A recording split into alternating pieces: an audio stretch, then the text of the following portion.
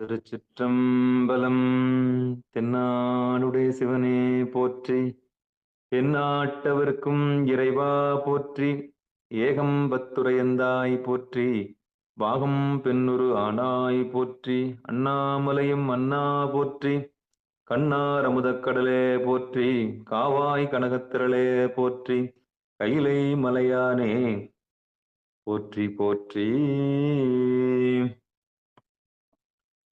நமச்சிவாய வாழ்க, நாதன் தாள் வாழ்க. அன்பர்களுக்கு வணக்கம். நீங்கள் கேட்டுக்கொண்டிருப்பதும் பார்த்து கொண்டிருப்பதும் சிவநெறியே சீரான வாழ்வு தரும் என்கிற டெலிகிராம் சேனல் மூலம் திங்கட்கிழமைகள் தோறும் இரவு 8 மணிக்கு புனிதவதியாரின் புனித பயணம் என்கிற தலைப்பின் கீழே காரைக்காலிலிருந்து காரைக்கால் அம்மையாருடைய வரலாற்றை நமக்கெல்லாம் திருமதி திருமதி விஜயலட்சுமி அம்மையார் அவர்கள் வழங்கி வருகிறார்கள். அவருடைய பொற்பாதங்களையும் நிகழ்ச்சிக்கு வருகை தந்துள்ள அத்துணை அடியார் பெருமக்களுடைய பொன்னார் திருவடிகளையும் மனமொழி மெய்களாலே வணங்கி நிகழ்ச்சிக்குள் இனிதே நுழைவோம். நற்றுணையாவது நமச்சிவாயவே. திருச்சிற்றம்பலம். ஆமா, வாங்கம்மா. திருச்சிற்றம்பலம். தென்னாடுடைய சிவனே போற்றி, எந்நாட்டவர்க்கும் இறைவா போற்றி. நான் பேசுறது எல்லாருக்கும் கிளியரா கேக்குதா? நல்லா கேக்குதுங்கம்மா, தெளிவா கேக்குதுங்க. சிவாய நம. நான் என்று வணங்கும் நடராஜ பெருமானின் பொன்னார் திருவடிகளை போற்றி வணங்கி, ஐந்தொழில் புரிகின்ற அந்த சதாசிவமூர்த்தியை போற்றி வணங்கி, 25 மோங்களில் நமக்கு என்று மருள் செய்கின்ற அந்த மகா சதாசிவமூர்த்தியை போற்றி வணங்கி, புனிதவதியாரின் புனித பயணம் என்ற பயணத்தில் அடியார்களுடன் பயணிப்பதற்கு இறையருளும் குருவருளும் கூட்டி வைத்திருக்கிறது. இந்த நல்ல நிகழ்ச்சியை நமக்கு தொடர்ந்து நல்கி வருகின்ற சிகாரம் டெலிச்சேனல் அவர்களுக்கும் மற்றும் அதன் ஒருங்கிணைப்பாளர் அவர்களுக்கும் மற்றும் வந்திருக்கும் அடியார் பெருமக்களுக்கும் என் வணக்கத்தையும் நன்றியையும் தெரிவித்துக் கொள்கிறேன். திருச்சிற்றம்பலம். இப்ப நம்ம போன பாடல் பார்த்ததை பார்ப்போம் மறுபடியும், ஏன்னா நினைவுபடுத்துறதுக்காக. ஏன்னா ஒரு வாரம் கழிச்சு வரோம், எந்த பாடல் பார்த்தோம் என்ன அப்படின்னு ஒரு தடுமாற்றம் இருக்கும். அதனால முதல் பாடல் பார்ப்போம். அதாவது 40வது பாடல், 1756 சேக்கிழார் புராணத்துல. விளைவளம் பெருக்க வங்க மீது போம் பரமதத்தன் வளர்புகழ் பாண்டி நாட்டோர் மாநகர் தன்னின் மண்ணி அளவின் மாநிதியமாக்கி அமர்ந்தினிதிருந்தான் என்று கிளவொளி மணி கொம்பனார் கிளைஞர்தாம் கேட்டாரன்றே. இந்த பாடலை தான் நம்ம கடைசியா பார்த்திருந்தோம். அதாவது பரமதத்தன் காரைக்கால் பட்டினத்திலிருந்து இந்த குலசேகரன் பட்டினத்துக்கு வந்து சேர்ந்தான் அப்படின்னு சொல்லி, அதுக்கு அடுத்தது அவனுக்கு இங்க ஒரு திருமணம் நடந்தது. திருமணம் நடந்து ஒரு குழந்தையும் இருக்கு அப்படின்னு உறவினர்கள் எல்லாம் சொல்றாங்களாம். அதாவது சொல்ல கேட்டார் என்றே. அதாவது இதுல என்ன சொல்ல வராங்க அப்படின்னா, கொஞ்சம் அன்பு இருக்கிறவங்க, அன்பு இல்லாதவங்க, புறம் பேசுறவங்க, இந்த மாதிரி எல்லாம் முதல்ல கேள்விப்படுறாங்க.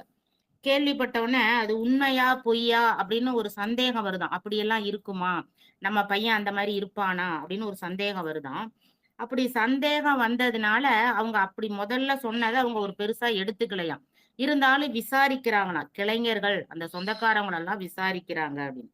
அடுத்தது, பிறர் சொல்ல இப்படி எல்லாம் சொன்னாங்களே அப்படின்னு சொல்லி கேட்டார்கள் அப்படின்னு. அடுத்த பாடல் பாருங்க. அம்மொழி கேட்ட போதே அணங்கனார் சுற்றத்தாரும் தம்முரு கிளைஞர் போக்கி அவனிலை தானும் கேட்டு மம்மர் கொன்மணத்தராகி மற்றவன் இருந்த பாங்கர் கொம்மை வெம்முளையினாரை கொண்டு போய் விடுவதென்றார். இப்ப அசரல் புசரலா கேட்ட செய்தி வெளிப்படையாவே தெரிஞ்சிட்டான். இதுல சொல்றாங்க, அந்த கேட்ட செய்தி இப்ப தெளிவாக, அதாவது அன்புள்ளம் கொண்ட சுற்றத்தார்கள் அவர்கள் மூலமா வந்துச்சான். இப்ப வேற யாரோ சொல்றாங்க அப்படின்னா நம்ம நம்ப தேவையில்ல, அது பொய்யோ உண்மையோ அப்படின்னு ஒரு சந்தேகம் இருக்கும். ஆனா ரொம்ப நெருங்கினவங்க சொல்லும் போது அப்ப அது உண்மையாதாக இருக்கும். அப்ப என்ன செய்யலாம் அப்படின்னு சொல்லி அங்க கொண்டு விடலாம் அப்படின்னு முடிவு பண்றாங்களாம். கொண்டு போய் விடுவதென்றார். என்ன பண்ணலாம், இந்த அம்மையாரை கொண்டு போய் கணவன் கூட சேர்த்துக்கலாம் அப்படின்னு அவங்க முடிவெடுக்கிறாங்க அப்படிங்கிறத இந்த பாடல்ல சொல்றாங்க. தம்முரு கிளைஞர் போக்கி, அதாவது என்ன சொல்லணும்னா, உறவினர்கள வந்து அயலாரும், அதாவது அயலார்கள்லாம் முதல்ல சொன்னாங்க. அந்த செய்தி வந்து அந்தரங்கமான செய்தி. ஏன்னா, இவன் இன்னொரு பெண்ணோட வந்து குடும்பம் நடத்துறான் அப்படிங்கிறது ஒரு அந்தரங்கமான செய்தி. அது வந்து உறுதியா வந்து தெரியணுமாம்.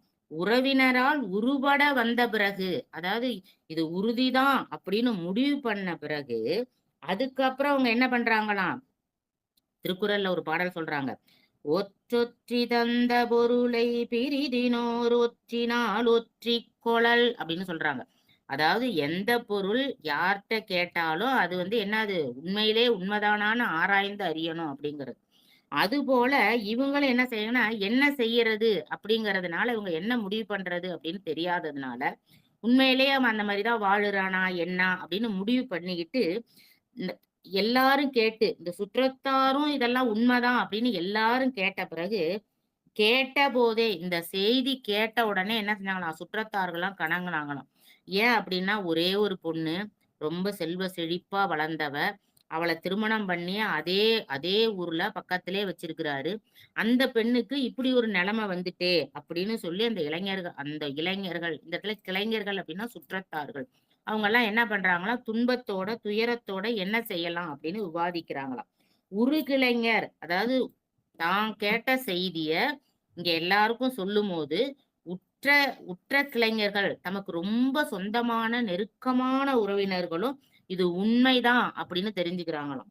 இது என்னன்னா, எப்படி உண்மைன்னு தெரிஞ்சுக்கிறாங்க? அந்த உறவெல்லாம் எப்படிப்பட்ட உறவு அப்படின்னா, நமக்கு வந்து நீதி நூல்ல ஒரு பாடல் வரும். இந்த பாடல் பார்த்தீங்கன்னா, "அற்ற குலத்தில் அருநீர் பறவை போல் ஒற்றுழித் தீர்வார் உறவல்ல அக்குலத்தில் கொட்டியும் நாம்பலும் போல் ஒட்டி உறவார் உறவு" அப்படின்னு சொல்லுவாங்க. அதாவது உறவுங்கிறது எப்படி இருக்கணுமா, அற்ற குலத்தில் அருநீர் பறவை போல். அதாவது குளத்துல தண்ணி இருக்கும்போது பறவைகள்லாம் வரும். பூச்சி, இந்த புழு இதெல்லாம் சாப்பிட வரும். ஆனா அதே இது தண்ணி இல்லன்னு வச்சுக்கோங்க, அந்த பறவையெல்லாம் என்ன செய்யாது? வரவே வராது. ஆனா இந்த உறவெல்லாம் வந்து அப்படி இருக்கக்கூடாதாம். எப்படி இருக்கணும்னாக்கா, அக்குளத்தில் கொட்டியும் ஆம்பலும் போல். ஆம்பல்னா இங்க ஆம்பல் செடிய சொல்றாங்க. கொட்டின்னா கொட்டி கிழங்கு. அப்ப இது 2ம் என்னன்னா, குளம் தண்ணி வத்துனா கூட, அந்த குளத்துல காஞ்ச செடியா கிடக்குமாம். அதுக்கு அடுத்தது என்னன்னா, தண்ணி வந்த உடனே அந்த செடியெல்லாம் மறுபடியும் என்ன செய்யும்? முளைத்து மேல வரும். அதுபோல தான் உறவெல்லாம் எப்படி இருக்கணும்? இந்த கொட்டியும் ஆம்பலும் போல் இருக்கணும். இப்ப கூட நம்ம நம்ம சொந்தக்காரவங்கலாம் எப்படி இருக்காங்க? நல்ல பணக்காரவங்களா இருந்தாங்கன்னு வச்சுக்கோங்களேன். நல்ல வசதியா இருக்காங்க அப்படின்னா, நம்பள்ட்ட வந்து நல்லா விசாரிப்பாங்க. அதே இது நம்ம கொஞ்சம் தாழ்ந்து போயிட்டோம்னு வச்சுக்கோங்க. அப்ப என்ன பண்ணுவாங்க? இந்த பக்கமே வராம, எங்க இருந்தோ விசாரிச்சுக்கிட்டு, எனக்கு அப்பயே தெரியும். அவன் ஆடுன ஆட்டத்துக்கு அப்படிதான் அவன் இருப்பான். அப்படிங்கிற மாரி நம்ம காதுபடவே என்ன பண்ணுவாங்க? நம்மகிட்டயே சொல்லுவாங்க அத. அந்த மாரி உறவெல்லாம் என்னது? உறவு அல்லார். அப்படிப்பட்ட உறவு கிடையாது. ஆனா, இங்க உள்ள அந்த உருக்கிளைஞர் இவங்கலாம் எப்படிப்பட்டவங்களாம்? ரொம்ப அன்புள்ளவங்களாம். இந்த குடும்பத்து மேல அக்கறை உள்ளவர்கள். அவன் நிலை அப்படின்னு சொல்றாரு. அவன் நிலைன்னா இங்க யாருன்னா, வணிகனோட நிலை. அதாவது பரமதத்தனோட நிலை எப்படி இருக்குன்னா, மம்மர் கொண்டு மனத்தராகி அப்படின்னு. அதாவது அவன் மேல வந்து அவன் வாழ்க்கை முழுவதுமே எப்படி ஆயிடுச்சாம்? துன்பம், துயரம் அப்படின்னு இருக்கு அப்படின்னு. இன்னொரு இன்னொரு இதுல என்ன சொல்றாங்கன்னா, மயக்கம். அதாவது இந்த மனைவியா? அந்த மனைவியா? இவ கூட வாழுறதா? வேண்டாமா? இப்படி ஒரு ஒரு மயக்கத்திலே அவன் வாழ்க்கை என்னது? முழுவதுமே போனது. மற்ற அவன் அந்த மாறுபட்டு ஒழுகுனதுனால, இப்ப இந்த பெண்ண திருமணம் பண்ணிட்டான் அப்படின்னு சொன்னதுனால, என்ன செய்வது அப்படின்னு சொல்லி இவங்கலாம் முடிவு பண்றாங்களாம். என்ன சொல்றாங்க அப்படின்னு பார்த்தீங்கன்னா, கடன் அப்படின்னு சொல்றாங்க. ஏற்கனவே வந்து நம்ம முந்தியே பார்த்தோம். ஒரு பாடல்ல பார்க்கும்போது. அதாவது ஒரு கணவனும் மனைவியும் இருந்தா, கணவனும் மனைவி ஒண்ணா இருக்கணும். மனைவியாருடன் இருக்கிறது தான் நியதி. ஆனா, இவன் முதல்ல வந்து அந்த ஒழுக்கத்த வந்து அவன் வந்து பின்பற்றினான். ஆனா, அவ தெய்வ பெண்ணுன்னு தெரிஞ்ச உடனே என்ன பண்ணிட்டான்? அவள்ட்டருந்து விலகி வந்துட்டான். அப்படிப்பட்ட இவங்களுக்கு அது தெரியாது இல்லையா? அதனால இவங்க என்ன நினைக்கிறாங்கன்னா, மனைவி கூட ஏதாவது பிணக்கம் ஏற்பட்டிருக்கும். ஏதாவது ஒரு சண்டை வந்திருக்கும்.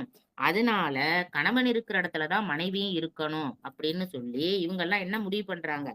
இவள கொண்டு போயி நம்ம அவனிடத்துல ஒப்படைப்போம். அதாவது இன்னொன்னு என்ன சொல்ல வராங்கன்னா, இங்க வந்து காரைக்கால் அம்மையார் புனிதவதி அவரோட அப்பா வந்து ரொம்ப பணக்காரவங்க. அதனால ரொம்ப சிறப்பா அவள வளர்த்துருக்காங்க ஒண்ணு. இன்னொன்னு வந்து என்ன சொல்றாங்கன்னா, அ ஒரு அந்த காலத்துல இப்பல்லாம் வந்து பாத்தீங்கன்னாக்கா, லேசா தும்முனா கூட உடனே அதுக்கு ஒரு சண்டை போட்டுக்கிட்டு, உடனே டைவர்ஸ் அந்த மாரி கேட்கறதெல்லாம் இப்ப நெறைய பெருகி போயிடுச்சு. ஆனா அந்த காலத்துல அப்படியெல்லாம் இல்ல. அதாவது என்ன பழமொழி சொல்லுவாங்கன்னா, "கல்லானாலும் கணவன், புல்லானாலும் புருஷன்" அப்படின்னு சொல்லிட்டு, அவன் என்னதான் தப்பு செஞ்சாலும் அந்த கணவனை ஏத்துக்கணும் அப்படி. அதே போல தான் இங்க வந்து இவரு ஒரு பெரிய பணக்காரர். இவன் இந்த மாரி வேற ஒரு பெண்ண திருமணம் பண்ணிக்கிட்டான் அப்படின்னு சொன்னா, இவங்க போய் அரசவையில சொல்லி, அவனுக்கு தண்டனை வாங்கி தரலாம். ஏன்னா, அந்த அளவுக்கு வசதி இருக்கு. யாருக்கு? புனிதவதியாரோட அப்பாவுக்கு. ஆனா, அவங்க அத அப்படி செய்யலையாம். ஏன் செய்யலன்னா, அவங்க வந்து சாதாரண மக்கள் கிடையாதாம். அவங்கலாம் வந்து எப்படிப்பட்டவங்க அப்படின்னு பார்த்தீங்கன்னா, மன நேர்மையும், ஒழுக்கத்தினையும் எடுத்துக்காட்டாக வாழ்பவர்கள் அப்படின்னு சொல்றாங்க. அந்த மாரி ஒரு உயர் குலத்துல வந்ததுனால, நம்ம அவங்க கூட வந்து என்ன பண்ணக்கூடாது? சண்டை போடக்கூடாது. பிணக்கு வச்சுக்க கூடாது. அதனால அவன என்ன பண்ணணும்? இந்த பெண்ண கொண்டு போய் அங்க கொண்டு சேர்ப்போம். அப்படின்னு முடிவெடுக்கிறாங்க. இதுல வந்து இதுல என்னன்னா, இதுல வந்து இந்த அம்மையாரோட குடும்பம். அவங்க குடும்பம் எவ்வளோ ஒரு மேம்பட்ட குடும்பமா இருக்கு. சும்மா எதுக்கெடுத்தாலும் ஒரு சண்டை போடுறது இல்லாம. ஏன்னா அந்த காலத்துல வந்து 2 மனைவிய திருமணம் பண்ணிக்கிறதுங்கிறது ஒரு பெரிய செயல் கிடையாது. ஒரே ஒரு கணவனே 2 மனைவியோ, 3 மனைவியோ கல்யாணம் பண்ணிக்கிறதுங்கிறதெல்லாம் வந்து சர்வ சாதாரணம். அதனால இவங்க என்ன பண்றாங்களாம், அவங்க கூட சண்டையெல்லாம் போடாம, இந்த பெண்ண கொண்டு போய் நாமே என்ன செய்வோம், அங்க கொண்டு ஒப்படைப்போம் அப்படின்னு துணிந்து கொண்டனர். முடிவு எடுத்தாங்களாம். இது போல வந்து கொண்டு விடணும். அடுத்தது அந்த பாட்டுல சொல்றாங்க. "கொம்மை வெம் முளையினர்" அப்படின்னு சொல்றாங்க. "முளையினாரை கொண்டு போய் விடுவதென்றார்" அப்படின்னு முடிவு பண்ணாங்க அப்படின்னு. ஏன் வந்து இந்த இடத்துல வந்து தேவையில்லாம சேக்கிழார் பெருமான் வந்து ஏன் வந்து அந்த அம்மையாரோட இளமைய சொல்றாரு. ஏன் இப்படி இந்த வார்த்தைய எதுக்கு போடணும் அப்படின்னு பார்த்தா, நமக்கு விளக்க உரை சொல்லும்போது என்ன சொல்றாங்கன்னா, இந்த அம்மை வந்து "கொம்மை வெம்முளையினர்" அப்படின்னு. இளமையான முலையைக் கொண்டவள் இவள் அப்படின்னு இந்த இடத்துல அறிமுகப்படுத்துறாங்க. ஏன்னா, இவ வந்து இன்னும் சின்ன பெண்ணா தான் இருக்கிறா. இவ ஒண்ணும் வயசாகி போயிடல. திருமணமாகி கொஞ்ச நாள் தான் ஆகுது. அப்ப கணவன தனித்து என்ன பண்ண முடியாது? இவளால வாழ முடியாது. அப்ப கணவன் கூட தான் வாழணும் அப்படிங்கிற ஒரு நிலை இந்த அம்மைக்கு இருக்கு அப்படிங்கிறத அதாவது எப்படி நமக்கு புரிய வைக்கணும் அப்படின்னு. ஏன்னா ரொம்ப நாள் ஆயிப்போச்சு. ஏன்னா கணவன் வந்து கடல் கடந்து போய் வாணிகம் செஞ்சு அங்க ஒரு கல்யாணம் பண்ணிக்கிட்டான். ஒரு குழந்தையும் இருக்கு. அப்ப நம்ம என்ன நினைப்போம்? ரொம்ப நாள் ஆயிட்டு போல இருக்கு அப்படின்னு. அப்ப இவங்க வயசாயிட்டு அப்படின்னாக்கா, புனிதவதியார் வந்து போகணுங்கிற அவசியம் இல்ல. அப்ப இங்கேயே இருந்துடலாம் அப்படின்னு ஒரு முடிவு பண்ணலாம். ஆனா, இவ அப்படி கிடையாதாம். இங்க வந்து இளமையானவளா இருக்கா. அதனால என்ன பண்ணணும்? கணவனை நீக்கி தனித்து இருத்தல் தகாது அப்படிங்கிறதுனால, இவங்க என்ன செய்றாங்க? அந்த காதல் செய் சுற்றத்தார் அப்படின்னு அடுத்த பாடல்ல சொல்றாங்க. அந்த அன்பு கொண்ட சுற்றத்தார்லாம் என்ன செய்றாங்களாம்?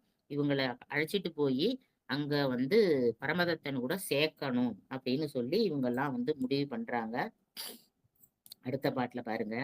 மாமணிச் சிவிகை தன்னின் மடநடை மயிலொன்னாரை தாமரை தவிசின் வைகும் தனித்திருவெண்ண வேற்றி காமரு கழனி வீழ்த்து காதல் செய் சுற்றத்தாரும் தேமொழி அவரும் சூழ சேனிடை கழிந்து சென்றார் அப்படிங்கிறாங்க. மாமணி சிவிகை தன்னில் இந்த இடத்துல வந்து திலகவதியாரோட செல்வச் செருக்கு.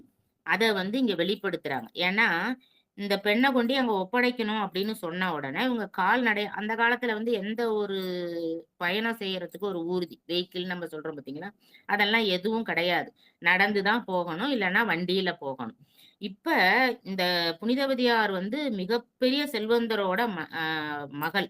அதனால என்ன செய்றாங்கன்னா, சிவிகை அப்படின்னு சொல்றாங்க. அதாவது அதாவது என்னன்னா, ஒரு அழகான ஒரு முத்துப்பந்தல் அப்படின்னு சொல்றோம் பார்த்தீங்களா? அந்த மாரி ஒரு சிவிகையில இந்த பெண்ண வந்து என்ன செய்றாங்களாம், ஏற்றி, சிவிகை ஏற்றி இந்த பெண்ண வந்து அதுல அமர வச்சு, இவங்க என்ன பண்றாங்க, அந்த சிவிகையில வந்து அவள அழைச்சிட்டு போறாங்க அப்படின்னு. "மடநடை மயிலன்னாரை மென்னகை மயிலை" அப்படின்னு. அதாவது அ கல்யாணம் செய்யும்போது இதே வார்த்தைய தான் அங்கேயும் சொல்றாங்க. கல்யாணம் செய்யும்போது எப்படி இந்த பெண்ணு இருந்தாளோ, எவ்வளோ அழகோட இருந்தாளோ, எவ்வளோ இளமையோட இருந்தாளோ, அதே அழகோட அதே அந்த மடநடை, அந்த மயில் போல இருந்த அந்த பெண்ணு, இப்பயும் எப்படி இருக்காளாம்? அதே போல தான் இருக்கா. அப்ப இளமையாக இருக்கிறாள். ரொம்ப அழகுள்ளவளாக இருக்கிறாள். அப்படிப்பட்ட பெண்ண கொண்டு நம்ம வந்து அங்க கொண்டு விடணும் அப்படின்னு சொல்றாங்க. அப்புறம் அடுத்த லைன் பாருங்க. "தாமரை தவிசின் வைகும் தனித்திரு" அப்படின்னு சொல்றாங்க. இந்த பெண்ண சொல்லும்போது, தாமரையில இருக்கின்ற, தனித்து இருக்கின்ற, தனித்திரு அப்படின்னு. இப்ப தாமரை அப்படின்னு ஒரு பெண்ண சொல்லும்போது முக்காவாசி என்ன சொல்லுவாங்க எல்லாருமே? மகாலட்சுமி போல இருக்கா. தாமரையில இருக்கிற மகாலட்சுமி போல தான் இருக்கிறா அப்படின்னு தான் சொல்லுவாங்க. ஆனா, இங்க சேக்கிழார் பெருமான் என்ன சொல்றாங்க பாருங்க. ஏன்னா சிவனோடு எல்லாமே சம்பந்தப்பட்டிருக்கணும். சிவனோடே அந்த உறவு வரணும் அப்படிங்கிறதுனால, ஞான முதல்வியாக எப்படி இருந்தாங்களாம்? அதாவது சிவபெருமான் பக்கத்துல இருக்கிற பார்வதி தேவி போல இருந்தாங்களாம். ஞான முதல்வியாக இருந்தார். தனித்திரு அப்படின்னு. ஏன் வந்து இவங்கள வந்து இப்ப கலைமகளுக்கு ஒப்பிட்டிருக்கலாம். அதே வந்து செல்வ மகளுக்கு ஒப்பிட்டிருக்கலாம் அப்படின்னு. ஏன்னா, வெண்டாமரை செந்தாமரையில் வாழும் ஏனைய மாதர்கள். அதாவது இவங்கெல்லாம் வந்து பாத்தீங்கன்னா, திரும்ப திரும்ப திரும்ப பிறவி எடுக்கிறவங்க. நம்ம ஒரு பாடல்ல கூட சொல்லுவோம். "மணலை எண்ணின்" அப்படின்னு சொல்லுவாங்க. "கடற்கரை மணலை எண்ணின் அது என் பிறவி" அப்படின்னு சொல்லி. அதுபோல சிவபெருமான் வந்து என்ன பண்றாரு, அந்த பிரம்மாவோட மாலைய அணிஞ்சிருக்கிறாராம். அப்ப ஒரு அத்தன பிரம்மா அந்த கமலத்த அணிஞ்சிருக்கும்போது, அப்ப அத்தன பிரம்மா வந்துட்டு போயிருக்கிறார். ஆனா, சிவன் வந்து எப்படி இருக்காரு? ஒருவராகவே இருக்கிறார். அப்ப இவங்களோட வாழ்க்கையெல்லாம் எப்படி இருக்கு? இந்த இந்த சிவன் பதவியோ, இல்ல இந்த விஷ்ணு பதவியோ, இதெல்லாம் வந்து வந்து வந்து போறது. அதே போல தான் இங்க வந்து சரஸ்வதியும் வந்து மகாலட்சுமியும். அவங்களுக்கெல்லாம் வந்து என்னது? ஒரு பதவி. அப்ப அவங்கலாம் என்னது? திரும்ப திரும்ப திரும்ப வாழ்வியல்ல வந்துட்டு போறவங்க. அப்ப அவங்க கூட வந்து ஒப்பிடாம, "தாமரை தவிசின் வைகும் தனித்திரு" அதாவது தனித்திருந்த ஞான முதல்வி அப்படின்னு சொல்லி நமக்கு என்ன பண்றாங்க? அவங்கள வந்து சொல்றாங்க. புனிதவதியார் அம்மையார. கழனி அப்படின்னா, நம்ம கழனின்னா என்ன சொல்லுவோம்? வயல்ன்னு தான் சொல்லுவோம். ஆனா இங்க கழனி அப்படின்னா திரை அப்படின்னு. அதாவது அ அ புனிதவதியார கூட்டிட்டு போகும்போது, இங்க இருந்தவங்க அங்க கூட்டிட்டு போறாங்க பார்த்தீங்களா? கூட்டிட்டு போகும்போது மறைச்சு கூட்டிட்டு போகலையாம். அதாவது மேன்மக்கள், மேன்மக்கள் தான். தெரியாம கொண்டு போய் அங்க விட்டுட்டு வருவோம்னு இவங்க போகலையாம். ஏன்னா ஒரு சிவிகையில அந்த பெண்ண ஏத்தி, அந்த சிவிகைக்கு திரைச்சீலை போட்டு, அதாவது முன்னும் பின்னும் திரைச்சீலை போட்டு, அந்த பெண்ண கூட்டிட்டு போறாங்க. அத கழனி, அது அந்த திரைச்சீலை. காதல் செய், அதாவது அன்புள்ளம் கொண்ட. இங்க வந்து 2 அர்த்தத்துல சொல்றாங்க. அ 1 காதல் செய் அப்டின்னா, உடம்போடு இந்த இடத்துல வந்து உடம்போடு புணர்ந்தார் அப்படின்னு. அதாவது இவ கூட அன்பா இருக்கிறவங்க 1. இன்னொன்னு வந்து பாத்தீங்கன்னா, இந்த உடல விட்டு இந்த ஆன்மா வந்து வேற போக போது. அப்ப அந்த மாரி ஒரு அன்பு வைக்கின்ற சொந்தக்காரர்கள். அந்த மாரி இருக்கிறவங்க கூட போறோம். தேமொழி அவர், அவரும் சூழ அப்படின்னு. அதாவது அன்பு செய்கின்ற சுற்றத்தார்கள் வந்தாருங்க. அதே மாரி தேமொழியர் அப்படின்னா, இங்க தோழியர் அப்படின்னு ஒரு விளக்கம் சொல்றாங்க. இன்னொன்னு என்ன சொல்றாங்க அப்படின்னாக்கா, சுற்றத்தார் அப்படிங்கிறது வந்து 2 அர்த்தமும் நமக்கு சொல்றாங்க. சுற்றத்தார்னா ஆண் மக்கள். அதாவது ஆண்கள்லாம் வந்து வந்தாங்க அந்த அம்மையார் கூட. அதே மாரி தேமொழியர்னா இவங்களோட தோழிகள். பெண்களும் வந்தாங்க. தேமொழியர்னா பெண்கள் அப்படின்னு. ஏன்னா பெண்களுக்கு வந்து தேனினும் இனிய மொழி இருக்கும். அதனால ஏன்னா ஆண்கள் குரல் வந்து கட்ட குரலா இருக்கும். பெண்கள் குரல் வந்து இனிமையா இருக்கும் அப்படிங்கிறதுனால, இங்க தேமொழியர்ங்கிறது பெண்களையும் குறிக்கும் அப்படின்னு சொல்றாங்க. அப்ப 2 பேரையும் ஆனா சுற்றத்தார் அப்படின்னு சொல்லும்போது 2 பேருமே இப்ப நம்ம வந்து என்ன சொல்றோம்? நம்ம சுற்றத்தார்கள்லாம் வந்தாங்க, நம்ம சொந்தக்காரவங்கலாம் வந்தாங்க அப்படின்னா, நம்ம ஆண மட்டும் குறிக்கிறது இல்ல. ஆணுமா இருப்பாங்க, பெண்ணும் இருப்பாங்க. 2 பேரையுமே தான் நம்ம சுற்றத்தார்ன்னு சொல்றோம். இங்க வந்து பாத்தீங்கன்னா, 2 பேரையும் சொல்லும்போது வேற வேற மொழியில வந்து சேக்கிழார் பெருமான் நமக்கு சொல்றார். அதாவது தேமொழியர் அப்படிங்கிறது பெண்களையும், சுற்றத்தார் அப்படிங்கிறது ஆண்களையும் குறிக்குது. அப்ப அந்த மாரி ஆண்களும், பெண்களுமாக இந்த பெண்ண வந்து சிவிகையில ஏத்தி, அப்படி என்ன பண்றாங்க?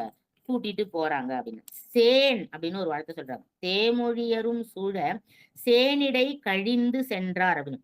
சேன் அப்படின்னா ரொம்ப நாள் நடக்குறாங்களாம். அதாவது காலத்தாலும், இடத்தாலும் ஏன்னா ரொம்ப தூரம் நடக்கணும். ஏன்னா காரைக்கால் பட்டணத்திலிருந்து குலசேகரப்பட்டினம் வரணும் அப்படின்னா, அந்த இப்போ வந்து நம்ம என்ன செய்றோம்? ரொம்ப ரொம்ப போனோம்னா பஸ்ல ஏறி வந்துடலாம். இல்ல ட்ரெயின்ல ஏறி வந்துடலாம். ஆனா அப்ப அதெல்லாம் கிடையாது.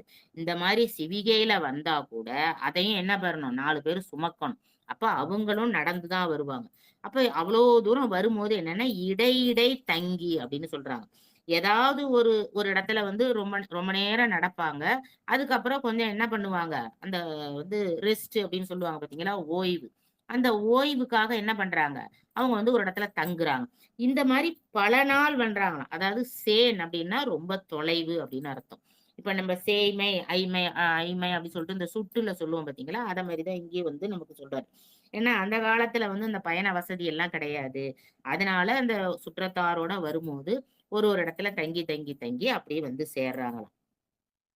அ சேர்தல் அப்படின்னு சொல்லும்போது என்ன சொல்றாங்க அப்படின்னா, இந்த இடத்துல வந்து ரொம்ப நாள் கழிச்சு வந்து சேர்றாங்க. ஏன்னா புறப்பட்ட உடனே வந்து சேரல இவங்க. இடையிடையே தங்குறாங்க. இடையிடையே வந்து ஓய்வெடுக்குறாங்க. ஓய்வெடுத்து இந்த பெண்ண வந்து சிவிகையில ஏத்திக்கிட்டு இங்க வந்து வர்றாங்க அப்படின்னு சொல்றாங்க. அப்படின்னு இந்த பாடல்ல சொல்றாங்க. அடுத்த பாடல் பாருங்க. சில பகல் கடந்து சென்று செந்தமிழ் திருநாடெய்தி மலர்புகழ் பரமதத்தன் மாநகர் மருங்கு வந்து குளமுதல் மனைவியாரை கொண்டு வந்தணைந்த தன்மை தொலைவில் சீர்கணவனுக்கு சொல்லி முன் செல்ல விட்டார். சில பகல் கடந்து சென்று. இப்ப இதுல இருந்தே நமக்கு தெரியுது. அதாவது பல பகல் கடந்து போறாங்க. பல இரவு வந்து கடந்து போறாங்க. அப்படி கடந்து வந்து தான் என்ன பண்றாங்க? குலசேகரப்பட்டினத்த அடையிறாங்க. இப்பயும் வந்து பாத்தீங்கன்னாக்கா, சில பகல் அப்படின்னு அப்பயே சேக்கிழார் பெருமான் சொல்றாரு. இன்னைக்கும் வந்து நம்ம குலசேகரப்பட்டினம் போகணும்னா, திருச்செந்தூர் போகணும்னா, இப்ப நம்ம நைட்டு ஏறுனோம்னா, இப்ப எங்க ஊர்லேருந்து ஏறுறோம்னு வச்சுக்கோங்களேன். ஏன்னா எங்க ஊருக்கு பக்கத்துல தான் காரைக்கால். அப்ப எங்க ஊர்லேருந்து ஏறுறோம்னா, திருச்செந்தூர் போறதுக்கு மறுநாள் தான் போய் சேரும். அப்ப இரவுல இரவுல நம்ம புறப்பட்டா, மறுநாள் பகல்ல தான் நம்ம போய் சேர முடியுது. திருச்செந்தூருக்கே நம்ம பகல்ல தான் போய் சேருவோம். அதிலேருந்து வந்து பாத்தீங்கன்னா, ஒரு 20 கிலோமீட்டர் வந்து குலசேகரப்பட்டினம். அப்ப அந்த குலசேகரப்பட்டினத்துக்கு 20 கிலோமீட்டருங்கிறது நமக்கு வந்து சாதாரண தூரமா இருக்கும். பஸ்ல போகும்போது. அவங்க அந்த 20 கிலோமீட்டருங்கிறதே எவ்வளோ தூரம்னு நெனச்சு பாருங்க. அப்ப கிட்டத்தட்ட அவ்வளோ தூரத்த போகும்போது, பல பகல் கடந்து செந்தமிழ் திருநாடெய்தி அதாவது இங்க வந்து செந்தமிழ் திருநாடு அப்படின்னு எத சொல்றாங்கன்னா, குலசேகரப்பட்டினத்த சொல்றாங்க. அதாவது பாண்டிய நாடு தான் வந்து தமிழுக்கு பெருமை பெற்ற நாடாம். ஏன்னா சங்கம் வளர்த்தது பாண்டி நாடு அப்படின்னு நம்ம சொல்றோம் பார்த்தீங்களா? அதனால தமிழ் அப்படின்னா ஏன்னா பல புலவர்கள் இருந்தாங்க. அதாவது மதுரை அரச இது திருவிளையாடல் புராணத்துல நம்ம பார்க்கும்போது, பல புலவர்கள் இருந்தாங்க. அதுல சிவபெருமானே ஒரு புலவரா வந்தாரு அப்படின்னு கூட நம்ம பார்க்கிறோம். அப்ப அந்த மாரி வந்து தமிழ் வளர்த்த ஒரு நாடு அப்படின்னா, அது பாண்டி நாடு தான். அப்ப அந்த பாண்டி நாட்டுக்கு வராங்க. காரைக்காலுக்கும் பாண்டி நாட்டு எல்லைக்கும் அந்த எல்லைக்கு போறதுக்கே இன்னும் வந்து அவங்க வந்து என்ன பண்ணலையாம் அந்த குலசேகரப்பட்டினத்துக்குள்ள போகலையாம் அந்த எல்லைக்கு போறதுக்கே பல நாள் நடந்துதான் என்ன பண்றாங்க அங்க போய் சேர்றாங்க ஏன்னா அவ்வளோ தொலைவு இருக்கிறதுனால பல பகல் கடந்து அங்க போய் சேர்றாங்க அப்படின்னு மலர் புகழ் அப்படின்னு சொல்றாங்க மலர் புகழ் பரமதத்தன் அப்படின்னு சொல்லி அழகா சொல்றாங்க என்ன மலர் புகழ் அப்படின்னு பாத்தீங்கன்னா இந்த புகழுங்கிறது வந்து எப்ப வரும் அப்படின்னா, இம்மையில வரும் அப்படின்னு சொல்லுவாங்க. அதாவது நம்ம வாழுற காலத்துல புகழ் வரும். அதாவது புகழும் பழியும் பெருக்கிப் பெருகும் அப்படின்னு திருக்கோவையில சொல்றாங்க. அதாவது புகழ் எப்படி பரவுதோ, அதே போல பழியும் என்ன செய்யுமா? அப்படி எவ்வளோ சீக்கிரம் பரவ முடியுமோ, அவ்வளோ சீக்கிரம் பரவும். இப்ப நமக்கு கூட வந்து விளையாட்டா சொல்லுவாங்க. என்ன சொல்லுவாங்க அப்படின்னா, அ ஒருத்தன வந்து கடுகு கடுகுன்னு வாந்தி எடுத்தான் அப்படின்னு ஒருத்தவங்க சொல்லுவாங்க. அடுத்தது அப்படியே பரவி பரவி அடுத்தவங்களுக்கு சொல்லி அது கடைசியில வந்து சேரும்போது, காக்கா காக்காயா வாந்தி எடுத்தான் அப்படின்னு அந்த காலத்துல ஒரு இத வந்து அதாவது இந்த பொய் வந்து எப்படி பரவும் அப்படின்னு சொல்லி. அது மாரி பாண்டி நாட்டுல சொல்லும்போது பார்த்தீங்கன்னா, அ சி அ சீத்தனார் அப்படின்னு சொல்லிட்டு. அவரு வந்து ரொம்ப காலம் வந்து இளமையோட இருந்தாராம். அப்ப வந்து என்ன சொல்லுவாங்க அப்படின்னாக்கா, அவரோட நாட்டுல வந்து யாருமே வந்து பொய் சொல்ல மாட்டாங்களாம். அது மாரி கணவன் சொல்ற பேச்ச மனைவி வந்து தட்டாம கேட்பாளாம். அது மாரி நல்ல குடிமக்கள் இருந்தாங்களாம். அது மாரி ராஜாவும் நல்ல ஆட்சி புரிஞ்சாராம். அதனால அவரு வந்து ரொம்ப காலம் இளமையா இருந்தாரு அப்படின்னு. அத வந்து கிண்டலா சொல்லும்போது என்ன சொல்லுவாங்கன்னாக்கா, அந்த நாட்டுல வந்து பொய்யே யாரும் சொல்ல மாட்டாங்க. அப்படி இருந்தாங்க அப்படின்னு. எப்படி பொய் சொல்ல மாட்டாங்க அப்படின்னாக்கா, அத வந்து நகைச்சுவையா சொல்லுவாங்க. அந்த ஊர்ல வந்து ஒரு குயவன் இருந்தானாம். அந்த குயவன் என்ன பண்ணான்னா, ஒரு பெரிய பானை செஞ்சானாம். அந்த பானை வந்து அவ்ளோ பெரிய பானையாம். அதே ஊர்ல இன்னொருத்தன் இருந்தானாம். அவன் வந்து என்ன செஞ்சான்னா, ஒரு கீரத்தண்டு செடிய வந்து பயிரிட்டானாம். அப்ப 2 பேரும் என்ன செய்றாங்களாம், ஒரு மரத்தடியில நின்னு பேசிக்கிறாங்களாம். நான் வந்து ஒரு பெரிய பானை செஞ்சேன். அந்த பானையில வந்து எங்க ஊர் மக்கள் எல்லாருமே அந்த அந்த இதுல வந்து தங்கலாம் அப்படின்னு அவன் சொன்னானாம். அதே மாரி இந்த கீரத்தண்டு விதைச்சவன் சொன்னானா, நான் ஒரு பெரிய கீரத்தண்டு வளர்த்தேன். அந்த கீரத்தண்டு பார்த்தீங்கன்னா, எங்க ஊர்ல உள்ள அவ்ளோ மக்களும் அந்த கீரத்தண்டு செடிக்கு கீழ வந்து நின்னாலே போதும் எல்லாருக்கும் நிழல் குடுக்கும் அப்படின்னு. உடனே இப்படி 2 பேரும் சொல்லிக்கிட்டு இருந்தாங்களாம். எவ்வளோ எவ்வளோ பெரிய பொய்யிங்கிறது இது வந்து நமக்கே புரியுது. இதோட இல்லாம அவன் என்ன சொன்னானா, "சரி அவ்வளோ பெரிய பானைய எதுக்கு செஞ்ச?" அப்படின்னு கேட்டானாம். உடனே இப்ப அதுக்கு இவன் சொன்னானா, "அதாவது எதுக்கு தெரியுமா அந்த பானைய செஞ்சேன்? நீ பெரிய கீரைத்தண்டு செஞ்சிருக்க பாத்தியா? அந்த கீரைத்தண்ட போட்டு சமைக்கிறதுக்கு தான் அவ்வளோ பெரிய பானை செஞ்சேன்" அப்படின்னு. அப்ப பொய் உரைக்கிறவங்க எப்படி வந்து பொய் உரைப்பார்கள் அப்படிங்கிறத இந்த மாரி என்னது ஒரு நகைச்சுவையா வெளிப்படுத்துவாங்க. இந்த அளவுக்கு பொய் சொல்லுவாங்க அப்படிங்கிறது. அதே போல தான் இங்கேயும் வந்து என்னது புகழும், அந்த பழியும் அப்படி பரவும். அதுபோல தான் இங்கேயும் அவனுக்கு என்ன ஆச்சாம், அந்த பழி அந்த புகழ் வந்து பரவுச்சாம். மலர் புகழ் அப்படின்னு. எப்படி மலர்ல இருக்கிற வாசம் எங்க பார்த்தாலும் பரவுதோ, அதுபோல இவனுக்கும் என்ன செய்தான், அந்த புகழ் வந்து எங்க பார்த்தாலும் பரவுது அப்படின்னு. அதோட இல்லாம இங்க பரமதத்தனோட நிலை அப்படின்னாக்கா, இங்க இவனும் வந்து பெரிய பணக்காரனா தான் இருக்கான். இங்க வந்து இந்த குலசேகரப்பட்டினத்துல அவன் வந்து வாழ்ந்த போதும் பார்த்தீங்கன்னா, மிகப்பெரிய வணிகனா தான் வந்து இங்க வந்து இருக்கான். அதனாலேயே வந்து இவனோட புகழ் வந்து என்ன பண்ணுது, எங்க பார்த்தாலும் பரவுது. இவன் யாரு, என்னன்னு தெரியாம இருந்ததுன்னு வச்சுக்கோங்களேன், இவனுக்கு இவ்வளோ புகழ் இல்லன்னா கூட, இந்த இடத்துல வந்து இவன் திருமணம் பண்ணதோ, இல்ல இந்த மாரி குழந்தை இருக்கிறதோ யாருக்குமே தெரியாம போயிருக்கும். ஆனா, இவன் மிகப்பெரிய வணிகனா, ஒரு புகழ்பெற்ற வணிகனா அங்க இருக்கிறதுனால தான், அவனோட புகழ் வந்து என்ன பண்ணுதாம், எங்க பார்த்தாலுமே தெரிஞ்சுது. அதனால தான் மலர் புகழ் அப்படின்னு சொல்லி அழகா சொல்றாங்க அப்படின்னு சொல்றாரு. அடுத்தது பாருங்க, தொலைவில் சீர். அதாவது என்னன்னா, ம் இப்போ வந்து இந்த பெண்ண வந்து என்ன பண்ண முடியாது? மனைவியார வந்து கொண்டு வந்து இங்க விடணும். கணவன வந்து பிரிஞ்சு இருக்க முடியாது. அ ஆனா அதே இது தொலைக்கவும் முடியாதாம். ஏன்னா, இந்த இடத்துல தொலைக்கிறது அப்டின்னா எத சொல்றாங்க அப்டின்னா, சரி இவன்கிட்ட கொண்டாந்து விட வேண்டாம் அப்படின்னு. இன்னொன்னு இவன் வந்து என்னது இவள தொலைக்க முடியாது. ஏன்னா, இவ வந்து முதல்ல திருமணமான மனைவி. அதனாலேயே இவங்க என்ன பண்றாங்க, இந்த கணவனாருக்கு தான் இந்த பெண்ணு அப்படின்னு சொல்லிட்டு கொண்டு வந்து விடுறாங்க. தொலைவில் சீர் அப்டின்னா, இனிமே வந்து இந்த பெண்ணு கூட இவன் என்ன பண்ண முடியாது, வாழ முடியாது. அப்ப தொலைவில் அந்த ஒரு அர்த்தத்திலயும் சொல்றாங்க. இதுக்கு அடுத்தது இந்த கணவனோட இவ என்ன பண்ணக்கூடாது, இல்லறம் நடத்த முடியாது. அப்ப இவ வந்து தெய்வமாயிட்டதுனால, இவ இனிமே இந்த கணவன் கூட இருக்க முடியாது. அதனால இவன்ட்டேருந்து நம்ம என்ன பண்ணணும், பிரிஞ்சு வரணும், பிரிஞ்சு இவ இருக்கணும் அப்படிங்கிறதையும் சொல்றதுனாலயும், இன்னொன்னு வந்து இந்த புனிதவதியார் வந்து இனிமே தெய்வமா தான் வணங்கப்பட வேண்டியவளா ஆகப்போறா. கொஞ்ச நாள் கழிச்சு, கொஞ்ச நேரம் கழிச்சு. அப்ப எல்லாரும் என்ன பண்ணணும்? அதனாலே தான் இவன் என்ன பண்றான், தன்னோட பெண்ணுக்கு வந்து இவங்களோட பேரையே வைக்கிறான். ஏன்னா, அவங்க தெய்வம் அப்படின்னு. இப்ப நம்ம முதல்லயே ஒரு 2, 3 பாடல்கள்லாம் பார்த்தோம். ஏன்னா, அந்த காலத்துல வந்து தெய்வத்தோட பேர வைக்கிறது, இல்லன்னா நம்ம தாத்தா, பாட்டி பேர வைக்கிறது, அதெல்லாம் வந்து நமக்கு வந்து அப்படியே வழியா வந்துகிட்டே இருக்கு. அந்த மாரி தான் இங்கேயும் என்ன பண்றான், இது வந்து தெய்வம். ஏன்னா குலதெய்வமா அவன் வந்து நெனச்சுக்கிறான். அதனால அந்த பெண்ண வைக்கிறான். அதனால தான் தொலைவில் சீர். அதாவது கணவன்ட்டேருந்து அவ தொலைவுல வந்துட்டா அப்படிங்கிற அந்த பெருமையை ஏன்னா வணங்கத்தக்கவர். இனிமேல் புனிதவதி எப்படிப்பட்டவங்க? வணங்கத்தக்கவர்கள். அதனால தொலைவில் வந்துட்டாங்க அப்படிங்கிற ஒரு அர்த்தத்தையும் சொல்லி செல்ல விட்டார் அப்படின்னு. என்ன செல்ல விட்டார் அப்படின்னாக்கா, இவங்க வர்றதுக்கு முன்னாடியே, எங்க இந்த குலசேகரப்பட்டினத்துக்குள்ள வர்றதுக்கு முன்னாடியே, என்ன செய்யறாங்களாம், நாங்க இது மாரி வந்திருக்கோம், நாங்க வந்துகிட்டு இருக்கோம் அப்படின்னு சொல்லி இந்த சுற்றத்தார்கள்ல ஒரு 2, 3 பேர இவங்க இங்க தங்கியிருக்காங்க. எங்க தங்கியிருக்கிறாங்க? இந்த எல்லையில வந்து தங்கியிருக்கிறாங்க. இந்த குலசேகரப்பட்டினத்து எல்லையில. தங்கிட்டு கொஞ்சம் பேர ஒரு 2, 3 சுற்றத்தார என்ன பண்றாங்க, அவன்ட்ட சொல்றதுக்கு அனுப்புறாங்களாம். இத மாரி நாங்க வந்திருக்கிறோம். இந்த மனைவிய கொண்டு வந்து உன் கூட சேர்க்கறதுக்காக வந்திருக்கோம் அப்படின்னு செய்தி சொல்லி அனுப்புறாங்களாம். செல்ல விட்டார். அதாவது முன் அறிவிப்பினை. முன்னாடியே என்ன செய்றாங்க, அத தெரிஞ்சுக்கணும் அவன்.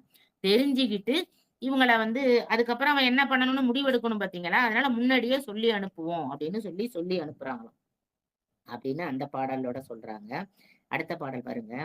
வந்தவர் அணைந்த மாற்றம் கேட்டலும் வணிகனும் செய் சிந்தையில் அச்சமெய்தி செழுமணம் பின்பு செய்த பைந்தொடி தனையும் கொண்டு பயந்த பெண் மகவினோடு முந்துர செல்வேன் என்று மொய்குழல் அவர்பால் வந்தான்.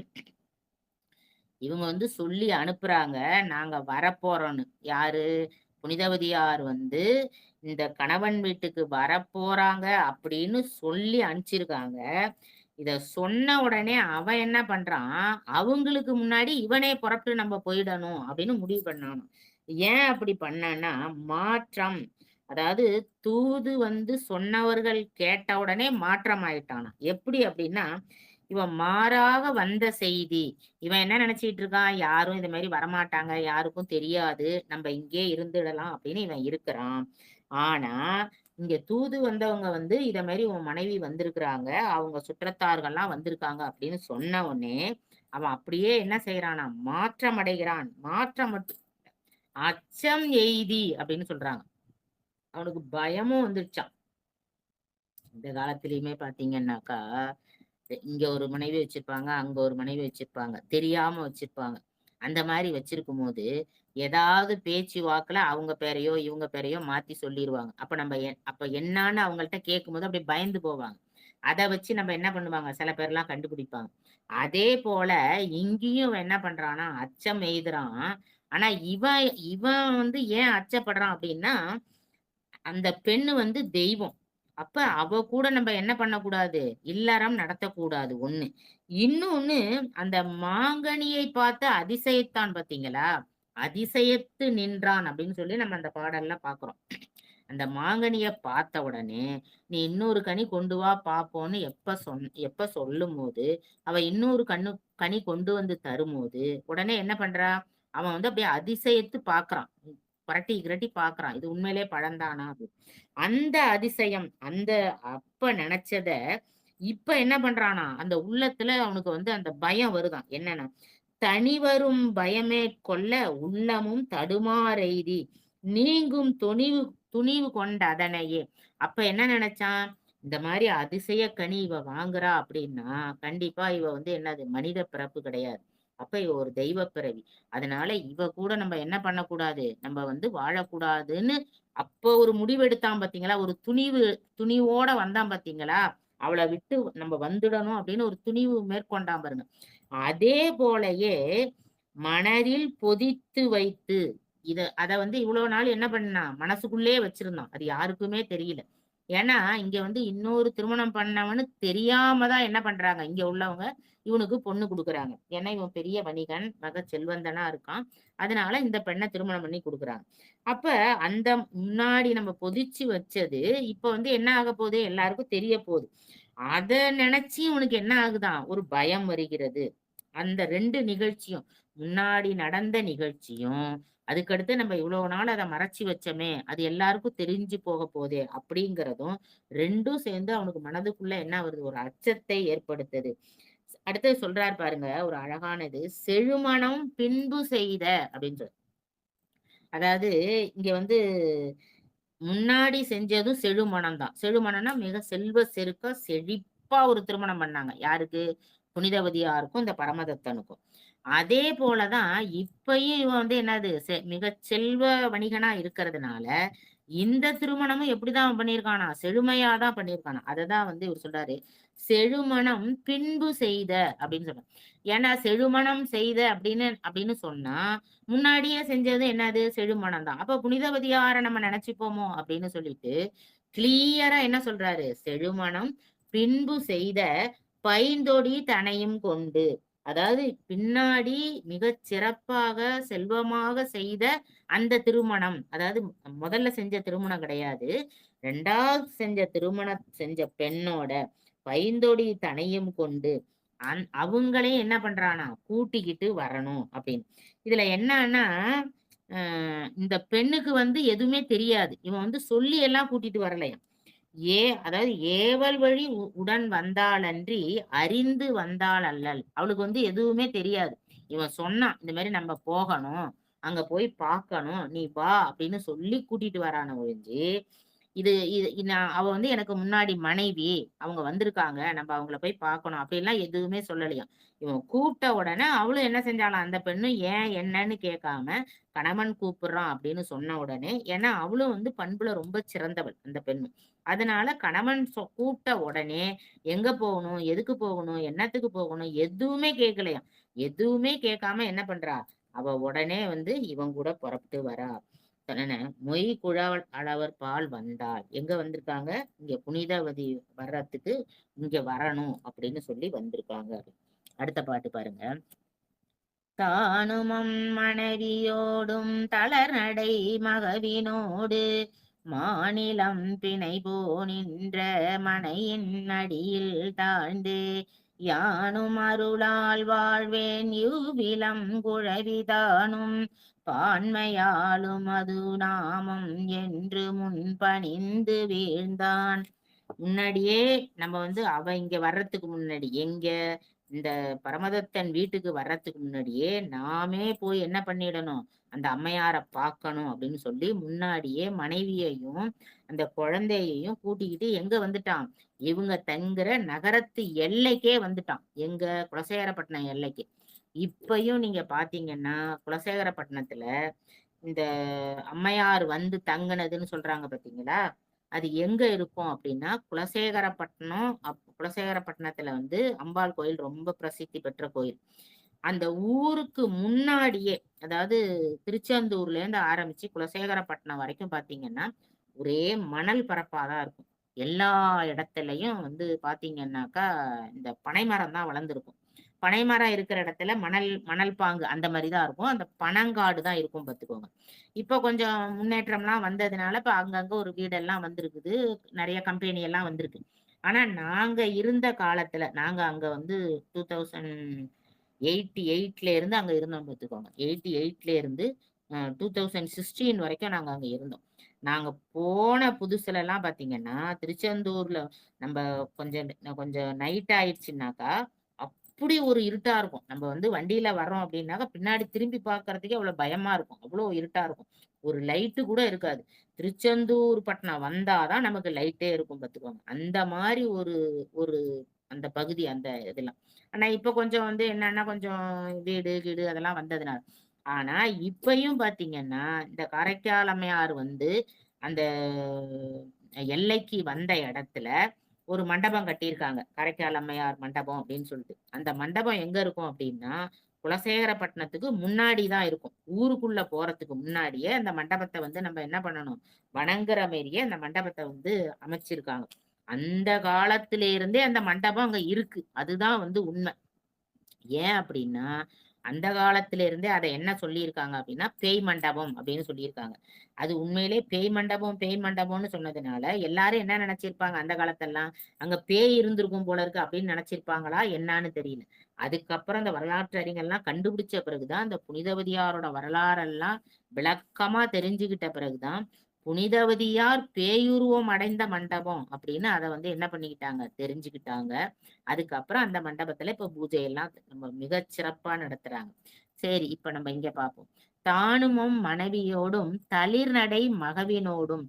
அதாவது இந்த பெண்ணு இருக்கா பாத்தீங்களா? இந்த சின்ன பொண்ணு வந்து வான்னு கூட்டிட்டு வந்தோனே பயந்து போய் வராளாம். ஏன்னா அவ ரொம்ப ரொம்ப சின்ன பொண்ணுல்ல. அவ வந்து இன்னும் சரியா நடக்கவே தெரியாத வயசாம். ரொம்ப சின்ன குழந்தையா இருக்கிறதுனால அந்த பெண்ணையும் கூட்டிக்கிட்டு அந்த தலநடை பயில்ற அந்த சின்ன குழந்தையும் கூட்டிக்கிட்டு வராங்க அப்படின்னு. அப்ப வரும்போது என்ன பண்றாங்க, அஹ் மானிநிலம் பிணை போல் நின்ற. இப்ப இங்க வந்து இந்த சைடு எல்லாரும் இப்ப வந்தாச்சு. யார் வந்தாச்சு? இந்த பக்கம் புனிதவதியார், அவங்க சுற்றத்தார், தோழியர்லாம் இந்த பக்கம் நிக்கிறாங்க. இந்த சைடுல பாத்தீங்கன்னாக்கா, பரமதத்தன், அவன் மனைவி, குழந்தை, அப்புறம் அந்த ஊர்ல உள்ளவங்க. ஏன்னா இவங்க வந்திருக்காங்க, ஒரு சிவிகையில ஒரு பொண்ணு வந்திருக்கா அப்படின்னோன, அந்த ஊர்ல வந்து சரி ஏதோ பணக்கார அம்மா வந்திருக்காங்க போய் பார்ப்போம் அப்படின்னு சொல்லிட்டு இந்த ஊர்ல உள்ளவங்களும் வந்திருக்காங்களாம். எல்லாரும் அந்த ஊர் மக்கள்லாம் வந்து பக்கத்துல நிக்கிறாங்க. இப்ப இவன் வந்த உடனே நேரா என்ன பண்ணானா, வணக்கம் சொல்லிட்டு யாருக்கு? புனிதவதியாருக்கு வந்து வணக்கம் சொல்லிட்டு அப்படி தடால்னு என்ன பண்றான்? அவங்க காலடியில விழுந்து வணங்குறான். அடியில் தாழ்ந்தே மாநிலம் பிணை போல், அதாவது பெண்மான போல இருந்த. இங்க வந்து சொல்றது வந்து யார சொல்றாங்க அப்படின்னா, புனிதவதியார சொல்றாங்க. ஏன் அப்படி சொல்றாங்க அப்படின்னா, இந்த பெண்ணு வந்து இந்த அம்மையாருக்கு வந்து இன்னும் வந்து கணவன் வந்து தன்னை தெய்வமா மதிச்சு தன்னை விட்டு போயிட்டான்னு தெரியாது. தன் கணவன் வந்து ஏதோ ஒரு சூழ்நிலையில இங்க ஒரு பெண்ணை திருமணம் பண்ணிக்கிட்டாரு அப்படின்னு. அதோட இன்னொன்னு என்னன்னாக்கா, இங்க அழகா சொல்றாங்க. அதாவது என்ன சொல்றாங்க அப்படின்னா, கணவன் வந்த உடனே அந்த பெண்ணு எழுந்தாளாம். யாரு? புனிதவதியார் வந்து எழுந்து நின்னாங்களாம். ஏன்னா அந்த காலத்துல, இந்த காலத்துல அந்த மாதிரி இருக்காங்களா இல்லையாங்கிறது கொஞ்சம் சந்தேகம்தான். அந்த காலத்துல எல்லாம் கணவன் வந்தா உடனே என்ன செய்வாங்க? எழுந்து நிப்பாங்க அப்படின்னு. அது போலதான் அந்த கணவன் வந்த உடனே மருண்டு போய், அதாவது மயங்கி அப்படின்னு சொல்லி, அந்த கணவனை பார்த்த உடனே என்ன பண்றாங்களாம்? எழுந்து நிக்கிறாங்க அப்படின்னு. அந்த காலத்துல இன்னொரு நல்ல பழக்கம் என்னன்னா, ரொம்ப ரொம்ப நாள் கழிச்சு கணவன் வந்திருக்கிறாரு. அப்ப கணவன் வந்தாலே, இப்போ ஒரு கணவன் வர்றான் அப்படின்னாலே மனைவி என்ன செய்வாங்க? அவங்கள வீழ்ந்து வணங்குவாங்க. அது வந்து ஒரு முறையா வெளியில ரொம்ப ரொம்ப நாள் கழிச்சு வராங்க. இல்ல ஏதோ ஒரு ஒரு பூஜை பண்றாங்க. அப்படிலாம் இருந்தான்னா என்ன செய்வாங்க? எல்லாரும் வந்து கணவனோட காலடியில விழுந்து வணங்குவாங்க. அதே போலதான் இங்க புனிதவதியார் என்ன செய்யறாங்க? கணவன் சுற்றத்தாரோட அவங்கெல்லாம் வர்றத பார்த்த உடனே, இவ எழுந்து என்ன பண்றாளாம்? வணங்குறா. அதுக்கு அடுத்தது கீழ விழுந்து வணங்கணும்னு இவன் நினைக்கிறதுக்கு காட்டியும், அது காட்டி இவனே என்ன பண்றான்? இந்த கணவனே என்ன செய்யறான்? வீழ்ந்து அடியில் தாழ்ந்தே. ஏன்னா ஃபர்ஸ்ட் வந்து வணக்கம் சொல்றான். எங்க அவ விழுந்து வணங்கிருவாளோ? ஏன்னா நம்மள வந்து அவ வணங்கக்கூடாது. ஏன்னா அவ வந்து எப்படிப்பட்ட பெண்? தெய்வ பெண். அதனால அவ வணங்கோட ரொம்ப நாள் பிரிஞ்சு இருக்கிறதுனால நம்மள பார்த்த உடனே புனிதவதியார் வந்து நம்ம கால்ல விழுந்துட்டா என்ன பண்றது? அதனால அவங்க வீழ்ந்து வணங்குறதுக்கு முன்னாடி நாம என்ன செய்யணும்? உங்க தெய்வமாக அவளை பாதிக்கிறதுனால இவன் வந்து என்ன பண்றான்? தடால்னு கீழே விழுந்து வணங்குறான் அப்படின்னு சொல்றாங்க. தாழ்ந்தான் என வணங்கு தெய்வமாக கொண்டாள் ஆதனின் அதற்கேற்ப தானே வீழ்ந்தான் அப்படின்னு. யான் உமது நாமம். இப்ப சுற்றத்தாரெல்லாம் நிக்கிறாங்க. யானும் உமது அருளால் வாழ்வேன். விழுந்தது மட்டும் இல்லையா, விழுந்துட்டு என்ன சொல்றாங்களாம்? உன்னோட அருளால நான் வாழ்ந்தேன், அதனால் கிழவிதானும் உன் நாமம் வைத்தேன் அப்படி சொல்லும் போதே என்ன சொல்றாங்க? உன்னோட அருளால உனது நாமத்தை வைத்தேன் அப்படின்னு.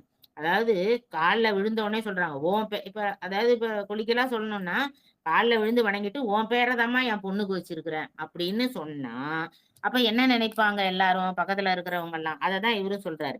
எல்லாரும் சுற்றத்தார்கள்லாம் அங்க நிக்கிறதுக்கு இங்க வந்து என்ன செய்யறான்? அந்த வணிகன் வந்து இந்த புனிதவதியார பார்த்து சொல்றான், உனது நாமம், உன்னோட பேரை தான் நான் என்ன பண்ணியிருக்கேன்? வச்சிருக்கிறேன். என்னோட குழவிக்கு. குழவின்னா இங்க பெண் அப்படின்னா குழந்தை அப்படின்னு அர்த்தம். முருகன் பாடல்ல கூட சொல்லுவாங்கல்ல, கிழவியும் குழவியும் அப்படின்னு சொல்லுவாங்க. ஏன்னா அம்மையார பத்தி இது ஔவையார பத்தி சொல்லும் போது அந்த பாடல்ல வரும்போது வரும். இப்ப சுட்ட கனி வேணுமா சுடாத கனி வேணுமா அப்படின்னு சொல்லும் போது குழவியும் கிழவியும் அப்படின்னு சொல்லுவாங்க. அப்ப வந்து என்னது? சின்ன பெண் அப்படிங்கிற மாதிரி. அப்ப இங்க வந்து என்ன சொல்றாங்க?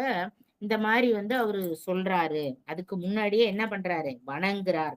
குழவி உமது நாமம். நான் வந்து என்ன பண்ணேன்? உன்னோட நாமத்தை தான் இட்டிருக்கேன், உன்னோட பேரை தான் சூட்டி இருக்கேன் அப்படின்னு. அதாவது சீக்கிரமா சொல்றானா என்ன அதாவது எல்லாருக்கும் வந்து இப்ப என்ன சொல்லணும்? இவ வந்து ஒரு தெய்வம். அதனால வந்து நான் வந்து அவள வணங்குறேன். எதுவுமே அவன் சொல்லவே இல்ல. அதால சொல்லாமயே என்ன பண்றான்? வந்த உடனே என்ன பண்றான்? டக்குன்னு விழுந்து வணங்கிட்டானாம். அவன் விழுந்து வணங்கிட்டு நம்ம ஏதாவது பேச வரோம்னு வச்சுக்கோங்களேன். அ ராமாயணத்துல கூட ஒரு இது வரும். அதாவது அவரு கேட்பாரு. இந்த மாரி "சீதைய பாத்தியா?" அப்படின்னு அவரு நெறைய கொஸ்டின் கேட்ட உடனே, கேட்கறதுக்கு முன்னாடியே ஆஞ்சநேயர் என்ன செய்வாராம்? "கண்டேன் சீதையை" அப்படின்னு 2டே வார்த்தையில சொல்லிருவாராம். சொன்னா "நான் பாத்துட்டேன்" அப்படிங்கிறத அது வந்து கரெக்ட்டா அதாவது நெறைய வார்த்தைகள் சொல்லாம, இத மாரி "நாங்க அசோகவனத்துல இருந்தாங்க, அவங்கள பார்த்தேன், வச்சேன்" அப்படின்னு இந்த கதையெல்லாம் சொல்லாம, "கண்டேன் சீதைன்னு" ஒரே வார்த்தையில சொல்லிட்டாரு அப்படின்னு.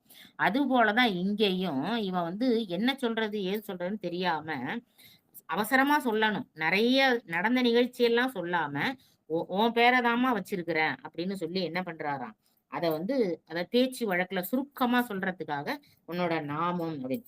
முன்பணிந்து அதாவது அவரு வணங்கத் தொடங்குறதுக்கு முன்னாடியே இவன் என்ன செய்றான்? வீழ்ந்தான். அவரு அந்த அம்மா வந்து இவன வணங்குறதுக்கு முன்னாடியே, அடியற்ற மரம் போல் என்ன செஞ்சான்? இவன் வீழ்ந்து வணங்கினான். அதாவது இங்க என்ன சொல்றது அப்படிங்கிற அச்சத்தால அவன் வீழ்ந்தான் அப்படின்னு சொல்றாரு சேக்கிழார் பெருமான். அச்சம் அவனுக்கு அதிகமா ஆயிடுச்சாம். அதாவது இந்த மனைவிய பார்த்த உடனே, அவனுக்கு முன்னாடி நடந்ததெல்லாம் ஞாபகம் வந்துச்சாம். இந்த அம்மா வந்து பழம் வந்து கேட்ட உடனே இறைவன் குடுத்தது. அந்த பழம் வந்து காணா போனது. அதெல்லாம் நெனச்சு ஒரு அச்சம் ஏற்பட்டதுனால, அவன் என்ன பண்றான்? முன்னாடியே வீழ்ந்து வணங்குகின்றான் அப்படின்னு சொல்லி இந்த பாடல்ல சொல்றாங்க. அடுத்த பாடல் பாருங்க. கணவர்தாம் வணங்க கண்ட காமர் பூங்கொடியனாரும் அனைவுறும் சுற்றத்தார்வாள் அச்சமோடொதுங்கி நிற்ப உணர்வுறு இளைஞர் வெல்கி உன் திரு மனைவி தன்னை மணமளி தாரினாய் நீ வணங்குவதென்கொல் என்றார். உன் மனைவியை நீ ஏன் வணங்குற அப்படின்னு சொல்லி இந்த பாடல்ல வந்து கேக்குறாங்க அப்படின்னு சொல்றாங்க. இந்த பாடல்ல பாருங்க, கணவர்தாம் வணங்க கண்ட. அதாவது இவ வந்து அதாவது அந்த காலத்துல உள்ள முறைப்படி கணவன் வந்தா மனைவி தான் என்ன செய்யணும்? வணங்கணும். அவ என்னதான் பெரிய தப்பு செஞ்சிருந்தாலும், எவ்வளவு கொடுமைக்காரனா இருந்தாலும், கணவன கண்டவுடனே எந்திரிச்சு நிக்கணும். அதே மாரி அவன் கால்ல விழுந்து வணங்கணும். இது வந்து ஒரு பண்பாடா அந்த காலத்துல உள்ளவங்கலாம் வந்து அத வந்து பின்பற்றுனாங்க. இந்த காலத்திலயும் சில பேர் இருக்காங்க. என்ன என்ன செய்வாங்கன்னா, ஏதாவது ஒரு பண்டிகை நாள்ல வந்து பூஜை எல்லாம் பண்ணிட்டு, கணவர் கால்ல விழுந்து வணங்குறது அப்படின்னு சில சில குடும்பங்கள்ல இப்பயும் இருக்கு. அந்த மாரி செய்யறது வந்து மிகச் சிறப்பு அப்படின்னு சொல்லுவாங்க. கணவர் கால்ல விழுந்து வணங்குறதுங்கிறது மிகச் சிறப்பு அப்படின்னு. அது போலதான் இங்க வந்து என்னது உண்மையா என்ன செஞ்சிருக்கணும்? புனிதவதியார் தான் வணங்கியிருக்கணும். ஏன்னா அந்த காலத்து முறைப்படி. ஏன்னா இவங்க வந்து மேல் ஜாதி பெண்கள். அதனால கணவன கண்ட உடனே வணங்கியிருக்கணும். அப்ப நம்ப வணங்குறதுக்கு முன்னாடி ஏன்னா இவ பயந்து இருக்கும்போதே கணவன கண்டு எழுந்து நிக்கும்போதே அவரு என்ன பண்றாரு? தடால்னு வந்து வந்து வணங்கிட்டாரு. அப்ப இவளுக்கு என்ன அது பயம் வந்துச்சாம்.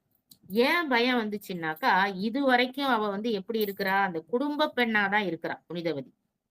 இறைவன் மேல பற்று வச்சிருந்தாலும், இந்த பரமதத்தன் தான் தனக்கு கணவன் அப்படிங்கிற எண்ணத்தோடே வந்து அவ இருக்கிறா. அதனால கணவன் வந்து நம்ப கால்ல விழுந்துட்டாரே அப்படிங்கிற அச்சத்தோட இவ என்ன பண்றாளாம், இனிமே நம்ம கணவன் பக்கம் போக முடியாது. ஏன்னா கணவனே நம்மள வந்து வணங்கிட்டாரு. அதனால நம்ம நம்ம வந்து என்ன பண்ணக்கூடாது, கணவர் பக்கம் போகக்கூடாது. அதனால இந்த சுற்றத்தாரோட என்ன பண்றா, அவ பயந்து போய் சுற்றத்தாரோட ஒதுங்கி நின்றாளாம். ஒதுங்கி நிற்ப உணர்வுறு கிளைகர் வெல்வி. அங்க இருக்கிற சுற்றத்தார்லாம் என்ன செய்றாங்களாம், "உன்னோட மனைவி தன்னை" கணவர்தாம் "மன்னிய கற்பினோடு மனையறம் புரிந்து வைகிறனாள்." அதாவது இந்த புனிதவதியார் எப்படிப்பட்டவங்க? ஏற்கனவே ஒரு பாட்டுல சொல்றாங்க. 1755வது பாட்டுலயே சொல்றோம். "கற்பினோடு மனையறம் புரிந்து வாழ்ந்தார்" அப்படின்னு. இன்னொரு பெண்ண திருமணம் பண்ணிக்கிட்டாரு. அதுக்கு அடுத்தது இங்க நம்ம காரைக்கால்ல என்ன பண்றாங்க அப்படின்னு சொல்லி, அங்க வந்து என்னது பசுதானம், அந்த இது எல்லா தானம்லாம் செஞ்சாங்க. அதெல்லாம் நம்ம பார்த்தோம். அப்ப அந்த மன்னிய கற்போட அவங்க வாழ்ந்தாங்க. அப்படிப்பட்டதுனால இந்த கணவன் வந்து விழுந்து வணங்குனத அவங்க வந்து என்ன செய்றாங்களாம், அச்சத்தோட எடுத்துக்கிறாங்க. இப்ப மனநிலை அவங்களுக்கு மாறி போகுதாம். மாறி போன "காமர் பூங்கொடி அன்னார்" அப்படின்னா அழகிய பூங்கொடி போல அப்படின்னு. இப்ப பெண்ண வந்து சொல்லும்போது என்ன சொல்லுவாங்கன்னா, கொடிக்கு வந்து உதாரணமா காட்டுவாங்க. பெண் கொடி அப்படின்னு தான் சொல்லுவாங்க. பெண் மரம்னு யாரும் மரத்தோட ஒப்பிடுறது கிடையாது. ஏன் அப்படின்னா, ஒரு பெண்ணு வந்து என்ன செய்றா, பிறக்கும்போது பார்த்தீங்கன்னாக்கா, அப்பா, அம்மா கூட சார்ந்திருக்கா. அப்பா, அம்மா, அண்ணன் இவங்க கூட சார்ந்திருக்கா. அதுக்கு அடுத்தது வந்து பார்த்தீங்கன்னாக்கா, திருமணம் பண்ணோம்னா கணவன் கூட சார்ந்திருக்கா. ஆ அடுத்தது வந்து பார்த்தீங்கன்னா, இப்ப கணவருக்கு ரொம்ப கணவர் இல்லையோ, இல்ல கணவர் வந்து ரொம்ப வயசாகி போச்சோ இல்லன்னா, அப்ப என்ன பண்றாங்க, இவளோட குழந்தைங்களோட, இவங்க பையனோடயோ, பொண்ணு கூடயோ சார்ந்து இருக்காங்க. அப்ப ஒரு பெண்ணுங்கிறவ எப்படி இருக்கா? எப்போதுமே வந்து ஒரு உறவு கூட சார்ந்து தான் இருக்கா. அவ தனித்தே இருக்கிறதில்ல.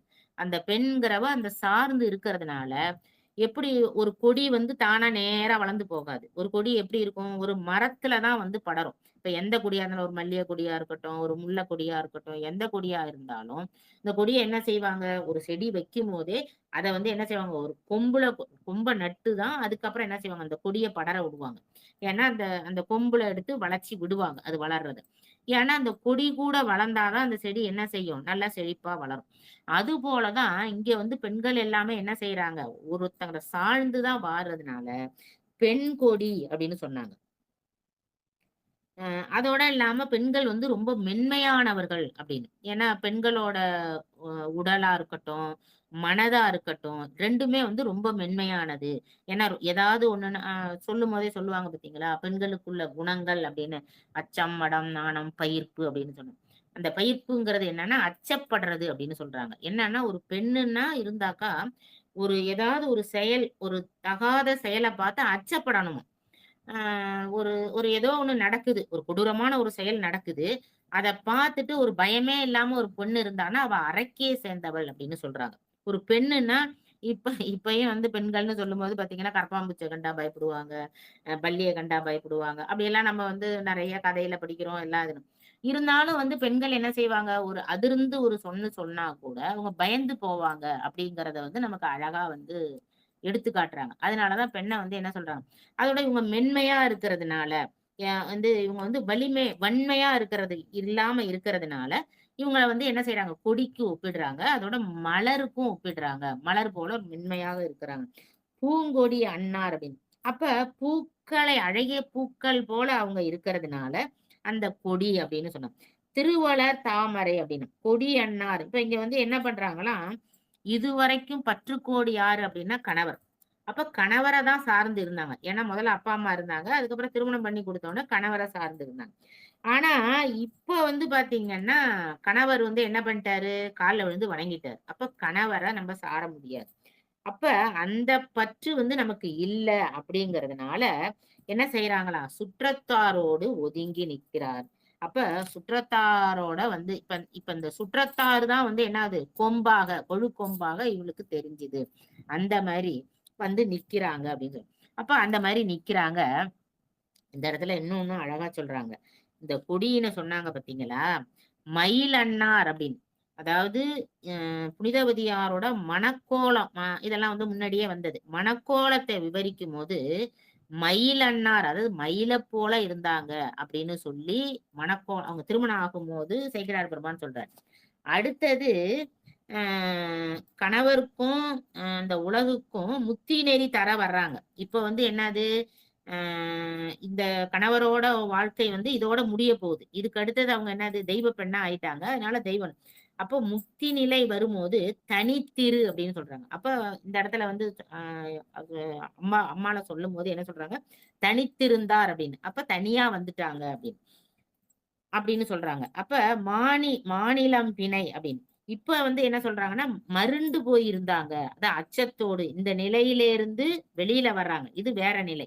அப்ப அச்சத்தோடு இருந்தாங்க அப்படின்னு ஒரு இடத்துலயும் புனிதவதியார் வந்து எப்படி இருந்தாங்க, அவங்களோட நிலை எப்படி அப்படிங்கிறத அழகா வந்து ஒண்ணையும் நமக்கு வந்து விளக்கமா ஏன்னா பெண்ணா இருக்கும்போது எப்படி, கணவனோட இருக்கும்போது எப்படி, கணவன விட்டு பிரிஞ்சு வந்த பிறகு எப்படி, இப்ப அவங்களோட நிலைமை எப்படி அப்படிங்கிறத ஒரு வார்த்தையில என்ன பண்றாரு சேக்கிழார் பெருமான் வந்து நமக்கு வந்து நல்லா புரிய வைக்கிறாரு.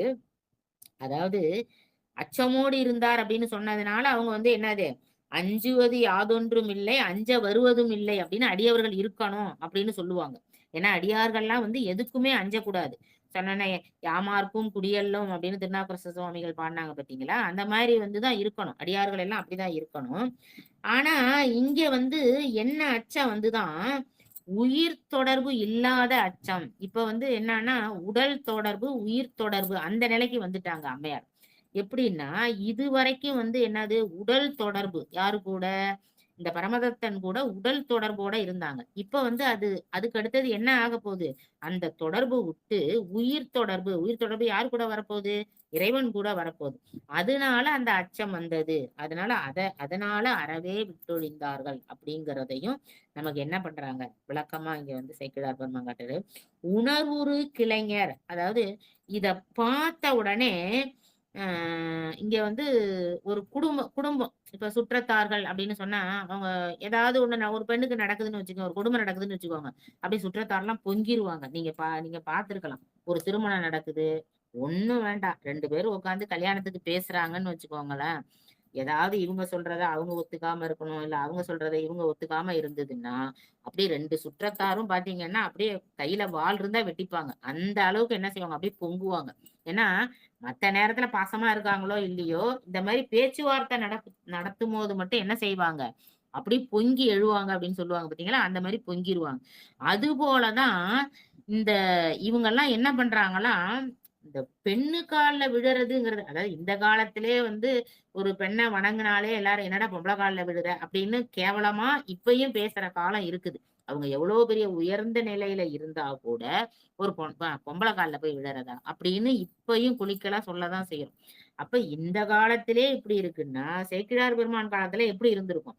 அப்ப இவங்கெல்லாம் என்ன பண்றாங்களாம், இவன் செஞ்ச செயலை கண்டு அப்படி பொங்கி எழுறாங்களாம். உணர்வுறு கிளைஞர் அப்படின்னு சொல்றாங்க. அவங்க எல்லாம் அப்படி கொதிச்சு எழறாங்களாம். கொதிச்சு எழுச்சிட்டு என்ன சொல்றாங்களாம், ஆஹ் இந்த தகாத ஒழுக்கம் இது வந்து ஒழுக்கங்கெட்ட செயல் அப்படிங்கிற மாதிரி சொல்றாங்களாம்.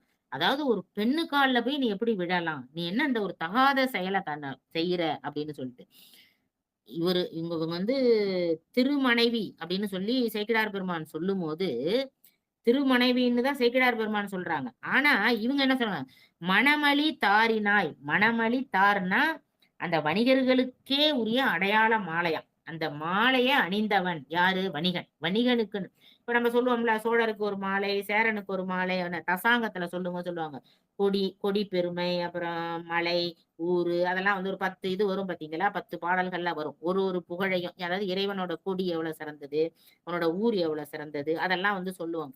அது போலதான் வணிகர்களுக்கும் ஒரு மாலை இருக்குதாம். அப்ப அந்த வணிகர் குலத்து மாலை, அதாவது வணிகருக்குன்னு ஒரு பெருமை அப்படின்னு அததான் சொல்ல வர்றாங்க. அப்ப அந்த மாதிரி ஒரு பெருமை இருக்கும்போது நீ என்ன பண்ற, அந்த பெண்ணோட கால்ல, அதாவது கீர்த்தியும் மேம்பாடும் கொற்றமும் அப்படின்னு சொல்றாங்க. இதெல்லாம் குறிக்கிற ஒரு குடும்பத்துல இருக்கிற நீ நீ என்ன பண்ற, இந்த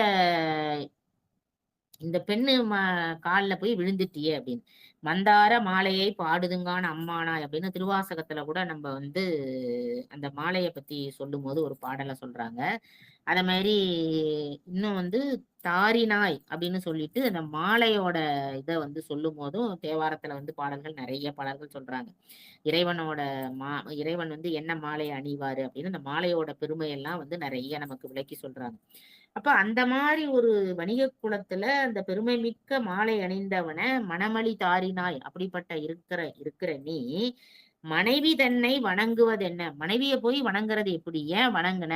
இது இப்படி ஒரு நெறி இருக்குதா? இத மாதிரி வணங்க கூடாது அப்படிங்கிற மாதிரி அவங்க எல்லாம் என்ன சொல்றாங்க, மனைவிய போய் யாராச்சும் வணங்குவாங்களா? நீ எதுக்கு மனைவிய போய் வணங்குற அப்படின்னு எல்லாரும் என்ன செய்யறாங்களாம், நம்ம சொல்லுவாங்கல்ல, ஏதாவது ஒண்ணு சொல்லிட்டாங்கன்னா அப்படியே முழுன்னு பிடிச்சிக்கிட்டாங்க அப்படின்னு. அந்த மாதிரி இந்த சுற்றத்தார்கள்லாம் என்ன செய்யறாங்களாம், என்னடா நீ உன் மனைவி காலில் போய் விழுந்துட்ட, என்னடா இப்படி செய்யற, நம்ம குலப்பெருமை என்ன, நம்ம குடும்ப பெருமை என்ன, அதெல்லாம் விட்டுட்டு நீ போய் என்ன பண்ணிருக்க, இந்த மாதிரி மனைவி காலில் விழுந்துட்டியே அப்படின்னு சொல்லி இவங்க எல்லாம் என்ன பண்றாங்களாம், அப்படியே வந்து அவனை அப்படியே சுத்திக்கிறாங்களாம். சுத்திட்டு வணங்குவது என்னை அப்படின்னு சொல்லி கேக்குறாங்க. கேட்டவனே கேட்டு அந்த பாடல்ல கேக்குறாங்க. அடுத்த பாடல் பாருங்க. மற்றவர் தம்மை நோக்கி மானிடம் இவர்தாமல்லர் நட்பெரும் தெய்வமாதல் நான் அறிந்தகன்ற பின்பு பெற்றவிம் மகவு தன்னை பேரிட்டே அதனாலே பொற்பதம் பணிந்தே நீரும் போற்றுதல் செய்மின் என்றார். சொன்னேன், நான் மட்டும் வணங்கல, நீங்களும் சேர்ந்து என்ன பண்ணுங்க, இவங்கள வணங்குங்க அப்படின்னு இந்த பாட்டுல வந்து சொல்றாங்க. என்ன சொல்றாங்க பாருங்க. அதாவது இவர் வந்து மானிட பெண் அல்ல, ஒரு மானிட பிறவி கிடையாது, நட்பெரும் தெய்வம் அப்படின்னு சொல்றாங்க. இந்த இந்த இடத்துல வந்து வணிகன் அப்படின்னு சொல்லி சொல்றாரு. அந்த வணிகன் வந்து சொல்றான் அப்படின்னு. இதுவரைக்கும் வந்து சேக்கிழார் பெருமான் சொல்லும்போது இந்த மனைவியார் கணவன் அப்படின்னு சொல்லிக்கிட்டே வருவார். இந்த இடத்துல வந்து பாத்தீங்கன்னா இனிமே வந்து கணவர் கிடையாது. இவன் வந்து அம்மாவுக்கும் புனிதவதியார் அம்மாவுக்கும் இவனுக்கும் வந்து வேறுபாடு வந்துட போகுது.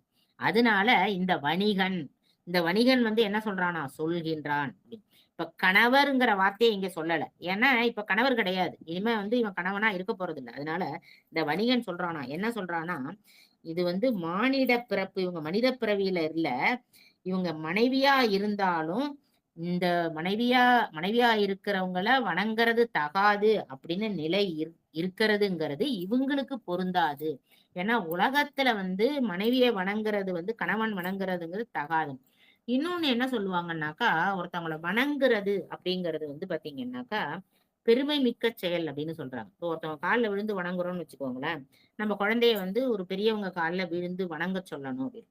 ஏன்னா நம்ம வீட்டுக்கு ஒரு பெரியவங்க வர்றாங்கன்னா நம்ம குழந்தைங்கள எல்லாம் கூட்டிட்டு வந்து இந்த மாதிரி பெரியவங்க காலில் விழுந்து ஆசீர்வாதம் வாங்கிக்கோ அப்படின்னு. இப்போ உள்ள பசங்களை சொன்ன என்ன பெரிய இவங்க காலில் விழுந்து வணங்கணுமா அப்படின்னு இப்போ உள்ள பசங்க எல்லாம் கேட்பாங்க.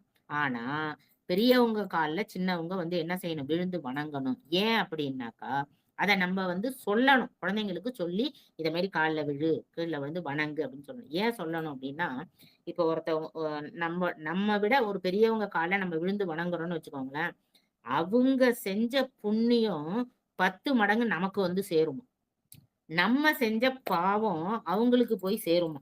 அதனாலதான் வந்து இப்ப நம்ம வந்து ஆச்சாரியார்கள் அவங்க கால்ல எல்லாம் நம்ம விடுறோம். அவங்களுக்கு வந்து என்ன ஆகாது, பாவம் போய் சேராது, நம்ம செஞ்ச பாவம். ஏன்னா அவங்க வந்து அந்த ஆகாமியத்தை எல்லாம் தொலைச்சவங்க. அதனால அவங்களுக்கு வந்து என்ன ஆகாது, அந்த பாவம் வந்து சேராது. ஏன்னா இப்ப நம்ம வந்து என்னது செய்வினை, நம்ம வருமினை அப்படின்லாம் சொல்றோம் பாத்தீங்களா, அதெல்லாம் அவங்கள தாக்காது. அதனாலதான் நம்ம என்ன செய்யறோம், ஆச்சாரியர் கால்ல, ஆதீனம் கால்ல, அவங்க கால்ல எல்லாம் நம்ம விழுந்து வணங்குறோம். ஏன் வணங்குறோம் அப்படின்னா அவங்க செஞ்ச புண்ணியம் வந்து என்ன செய்யுமா, நமக்கு வந்து சேரும். அதனாலதான் பெரியவங்க கால்ல என்ன செய்யணும், சின்ன குழந்தைங்களையோ இல்ல நாமே நம்மோட பெரியவங்ககிட்டயோ நம்ம என்ன பண்ணணும், கால்ல விழுந்து அவங்கள்ட்ட ஆசீர்வாதம் வாங்கணும் அப்படின்னு. இப்ப திருமணமானா என்ன செய்யறாங்க, எல்லார் காலையும் விழுந்து வணங்கணும். அப்ப எல்லாரோட ஆசீர்வாதமும் அவங்களுக்கு இருக்கணும் அப்படின்னு. அப்ப அந்த அவங்க செஞ்ச புண்ணியங்கள் வந்து என்ன செய்யுமா, நமக்கு வந்து சேரும். அது போலதான். ஆனா அதே இது வந்து என்னது, வயது குறைந்தவங்க கால்ல விழக்கூடாது. இப்ப வந்து அதனாலதான் என்ன செய்யறாங்க, கணவர் கால்ல மனைவி விழணும் அப்படின்னு வச்சிருக்காங்க. இப்ப மனைவி கால்ல கணவன் விழக்கூடாது. அப்ப ஏன்னா எப்போதுமே கணவன் வந்து கொஞ்சம் வயதுல மூத்தவனா இருப்பான், மனைவி வந்து வயதுல கம்மியா இருப்பாங்க. அப்ப வணங்கும் போது என்ன ஆகும்னா அவனோட புண்ணியம் வந்து சேரும். அப்ப இவங்க சின்னவங்க வணங்கும் போது அந்த பாவம் வந்து சேரும். அதனாலதான் என்ன சொல்லுவாங்க, சின்ன குழந்தைங்களை வந்து திருநீர் வைக்க கூடாதும்பாங்க. சில குழந்தைங்க என்ன செய்யும், அப்பா அம்மாக்கெல்லாம் திருநீர் வைக்கும், அந்த மாதிரி எல்லாம் வைக்க கூடாது அப்படிம்பாங்க. ஏன்னா அந்த அவங்க செஞ்ச பாவங்கள் வந்து அந்த குழந்தைக்கு வந்து போய் சேர்ந்துரும்.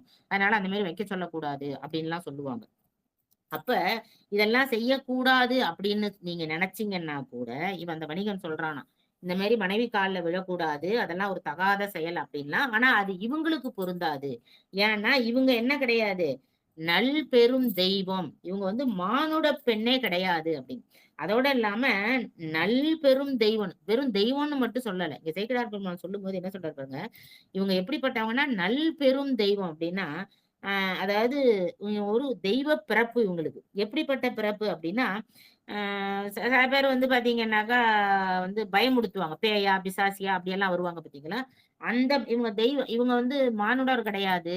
இவங்க வந்து இவங்க மனிதரே கிடையாது அப்படின்னா, சரி பேயா இருப்பாங்களோ, அதனாலதான் வணங்குறாங்களோ அப்படிங்கிற மாதிரி நினைச்சிடக்கூடாது அப்படிங்கிறதுனால, நல் பெரும் தெய்வம். இவங்க எப்படின்னா எல்லாருக்கும் நன்மை செய்கின்ற ஒரு பெரிய தெய்வம். அப்படிப்பட்டவங்க. அதனாலதான் மகவு தன்னை பேரிட்டேன். அதனாலதான் என் குழந்தைக்கு நான் என்ன பண்ணேன், அந்த தெய்வத்தின் பெயரை இட்டேன். அவங்களோட பேரை வந்து நான் அவங்களுக்கு இட்டேன். ஆதலாலே பொற்பாதம் பணிந்தேன். அதனால நான் என்ன பண்றேன், வணங்குவது என்கொல் அப்படின்னு கேட்ட அந்த சுற்றத்தாருக்கெல்லாம் இந்த வணிகன் அப்படின்னு சொல்லி அறிமுகப்படுத்தி என்ன பண்றாரு சேக்கிழார் பெருமான் சொல்றான். இந்த வணிகன் சொல்றான். இந்த இடத்துல கணவர் சொல்றான்னு சொல்லல. இந்த இடத்துல என்ன வேறுபாடை வந்து வித்தியாசமா அழகா காட்டுறார் சேக்கிழார் பெருமான். இந்த வணிகன் வந்து சொல்றான். என்ன சொல்றான்னா, இவரு வந்து மனிதரே கிடையாது, நல் பெரும் தெய்வம், அதனாலதான் நான் வணங்கினேன், அதோட தெய்வத்தின் பேரை தான் நான் என் குழந்தைக்கு வச்சிருக்கேன் அப்படின்னு. நீரும் போற்றுதல் செய்மின், இது மட்டும் சொன்னது மட்டும் இல்லாம நீங்களும் வந்து என்னது இவங்கள மானிடமா பார்க்காதீங்க, நீங்களும் வழிபாடு செய்யுங்கள். அதாவது நீங்க அறியாமல இதுவரைக்கும் உங்களுக்கு தெரியாது. ஏன்னா இவங்க வந்து தெய்வ பெண்ணுங்கிறது உங்களுக்கு எல்லாம் தெரியாது. அதனால நீங்க அறியாம இருக்கிறதுனால இவங்க தெய்வ பெண்ணுங்கிறத நான் அறிந்து கொண்டேன்.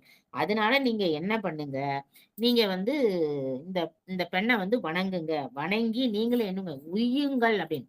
நீங்களும் நட்பேறு அடையுங்கள் அப்படின்னு. இந்த பெண்ணை வணங்குறதுனால உங்களுக்கு நல்லதுதான் நடக்கும். அதனால நீங்களும் என்ன செய்யுங்க, அவங்கள வழிபாட்டு உய்யுங்கள் அப்படின்னு சொல்லிட்டு நீங்களும் என்ன செய்யுங்க, அந்த பெண்ணோட கால்ல விழுங்க அப்படின்னு. இந்த இடத்துல பாத்தீங்கன்னாக்கா பல இந்த இடத்துல சேக்கிழார் பெருமான் சொல்ல வரும்போது என்ன சொல்றாருன்னா, இதுக்கு அப்புறம் இத ஏன் வந்து இந்த வணிகன் வந்து இப்படி வெளியிட்டான் அப்படின்னு சொல்றதுன்னா, இதுவரைக்கும் அவன் மனசுக்குள்ள அத வந்து பொதிச்சு வச்சிருந்தானாம். எது? இந்த மனைவிய வந்து நம்ம திருமணம் செய்துக்கிட்டோம். இதுக்கு முன்னாடி வந்து திருமணம் செஞ்சவங்க. நான் வந்து அங்க ஒரு திருமணம் பண்ணிக்கிட்டு, அதுக்கடுத்து இங்க வந்து ஒரு திருமணம் பண்ணியிருக்கேன். அத வந்து இதுவரைக்கும் சொல்லாம வஞ்சனையால மறைச்சு வச்சிருந்தானாம்.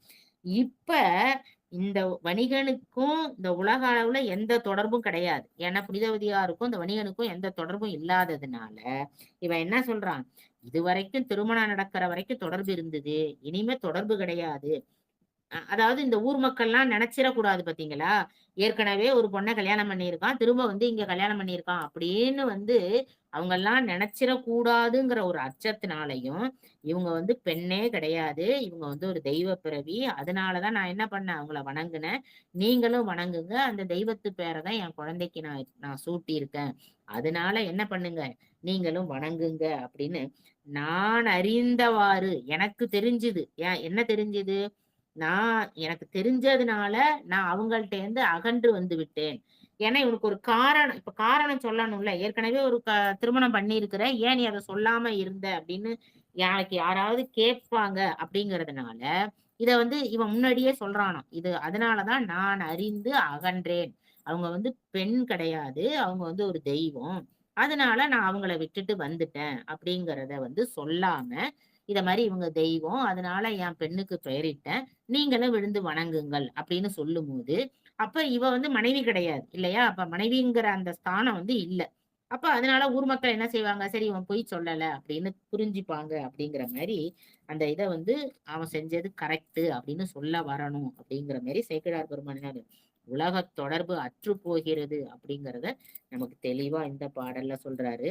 அப்படி இவன் சொன்ன பிறகு அவங்கெல்லாம் என்ன செஞ்சாங்க? அம்மையார் என்ன செஞ்சாங்கங்கிறத நம்ம அடுத்த பதிவுல சிந்திப்போம் என்று கூறி எனது உரையை நிறைவு செய்கிறேன். திருச்சிற்றம்பலம். தென்னாடுடைய சிவனே போற்றி, எந்நாட்டவர்க்கும் இறைவா போற்றி. சிவாய நம. நன்றிம்மா. அன்பர்களுக்கு வணக்கம்.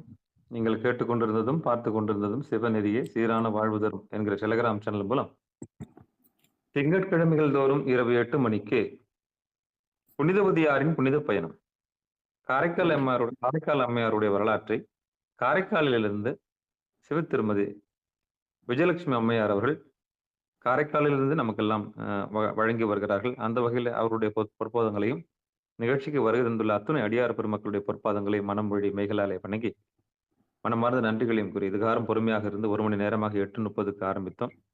கார்த்திகை மாதம் சோமவாரம் என்பது காரணத்தினாலே இந்த 8 மணி என்பது 8:30க்கு அம்மா நேரம் சொல்லியிருக்கிறார்கள். அந்த சோமவார வழிபாடு இந்த 8 மணிக்கு ஆரத்தி காண்பிப்பார்கள். அதற்காக அடியார் பெருமக்கள் எல்லாம் ஆலயம் சென்று வருவதற்கு நேரமாகும். அதனால 8:30க்கு வைத்துக் கொள்ளுங்கள் என்று பணித்தார்கள். அந்த வகையிலே இந்த முறை நாம் 8:30க்கு நிகழ்ச்சி ஆரம்பிச்சோம். இந்த 1 மணி நேரம் மிக சிறப்பாக நம்மோடு இந்த காரைக்கால் அம்மையாருடைய நிலைமை, அந்த கதையை அழகா நமக்கெல்லாம் எடுத்து எம்பி சேக்கிழார் வழியிலே, நமக்கெல்லாம் புராண வழியிலே நமக்கு வழிநடத்தினார்கள். மீண்டும் ஒரு முறை அவர்களுக்கு மனமார்ந்த நன்றிகளை தெரிவித்துக் கொள்கிறோம். அடியார் பெருமக்கள் யாராவது பேசணும்னு விரும்புனீங்கன்னா, தாராளமா பேசலாம். திருச்சிற்றம்பலம், தில்லையம்பலம், புனிதவதியார் இதுக்கப்புறம் வந்து காரைக்கால் அம்மையாராக ஒரு தெய்வமாக பகிரங்கமாக அவர்கள் அழைக்கப்படுகிற இந்த செய்தி வரப்போகிறது வருங்காலங்கள்ல. ஜான்சி ராணி அம்மா இருக்கீங்களா? ஐயா இருக்கேங்க ஐயா. வாங்க சாமி, அம்மாட்ட பேசுங்க. ஐயா அம்மா வணக்கங்கம்மா. சிவாய நமம்மா. ஆமா அம்மா, அந்த உடல் தொடர்பு முடிஞ்சு உயிர் தொடர்பு அப்படின்னு சொன்னீங்க பாத்தீங்களாம்மா, அது ரொம்ப அழகா ம். இருந்ததும்மா. அந்த ஆமா, இறைவனோட ஆமா. தான் இனிமே அவங்களுக்கான தொடர்பு ம். அப்படின்றது அழகா இருந்தது. அழகா கண்டிப்பாம்மா. இருந்ததும்மா. ஆமா. அந்த அதுக்கப்புறம் வித்தியாசத்த வந்து சேக்கிழார் பெருமான் அவ்ளோ அழகா நமக்கு காட்டுறாங்க. ஆமா ஆமாங்கம்மா ஆமா. ம். அதே மாதிரி அந்த எதுக்காக வீழ்ந்து வணங்கணும், பெரியவங்கள வீழ்ந்து வணங்கணும் அப்படின்னு நீங்க அர்த்தம் சொன்னீங்க. அதாவது இப்ப நன்மைகள் வந்து அவங்களுக்கு போயிடும், கெடுதல்கள் இருந்தா அங்க போயிடும்னு சொன்னீங்க பெரியவங்களுக்கு. கண்டிப்பா. அதனால இந்த மாதிரி அது அது அது இன்னைக்குதாம்மா எனக்கு அது தெரிஞ்சது. இவ்வளவு நாளா தெரியல. சரி, பெரியவங்கள சரி. பார்த்தா நம்ம வீழ்ந்து வணங்குவோம் அப்படின்றது தெரியும். அவங்களுடைய ஆசி பெறணும்ன்றது அதுக்காக தான் நம்ம செய்வோம். அதுக்கான அர்த்தம் இன்னைக்குதாம்மா கண்டிப்பா நான் தெரிஞ்சுக்கிட்டேன். நீங்க ரொம்ப நன்றிங்கம்மா. ம். ஆதீனத்துலலாம் வணங்க போறீங்கன்னு வச்சுக்கோங்களேன். அவங்க வந்து சொல்லுங்கம்மா. நேரடியா நம்மள வணங்க விட மாட்டாங்க. நீங்க பார்த்திருக்கலாம். நீங்க ஆதீனத்த வணங்க போகும்போது, அவங்க சரிங்கம்மா. காலடியில நீங்க போய் வணங்க வணங்க சொல்ல மாட்டாங்க. ஆதீனம் வந்து அங்க ஆ. உட்கார்ந்துருக்காங்கன்னா, இங்க நடராஜர் பெருமான் இருக்காருன்னா, அதுக்குன்னு அதாவது அவங்களுக்கு பேரலலா நடராஜ பெருமான வச்சு அங்க தான் வணங்க சொல்லுவாங்க பாத்துக்கோங்க. ஓ! சரிங்கம்மா, அது சரிங்கம்மா. ஆ. அந்த அது அது எ அ அந்த மாரி ஒரு பழக்கம் வந்து ஆதீனங்கள்லாம் கடைபிடிப்பாங்க. ம்.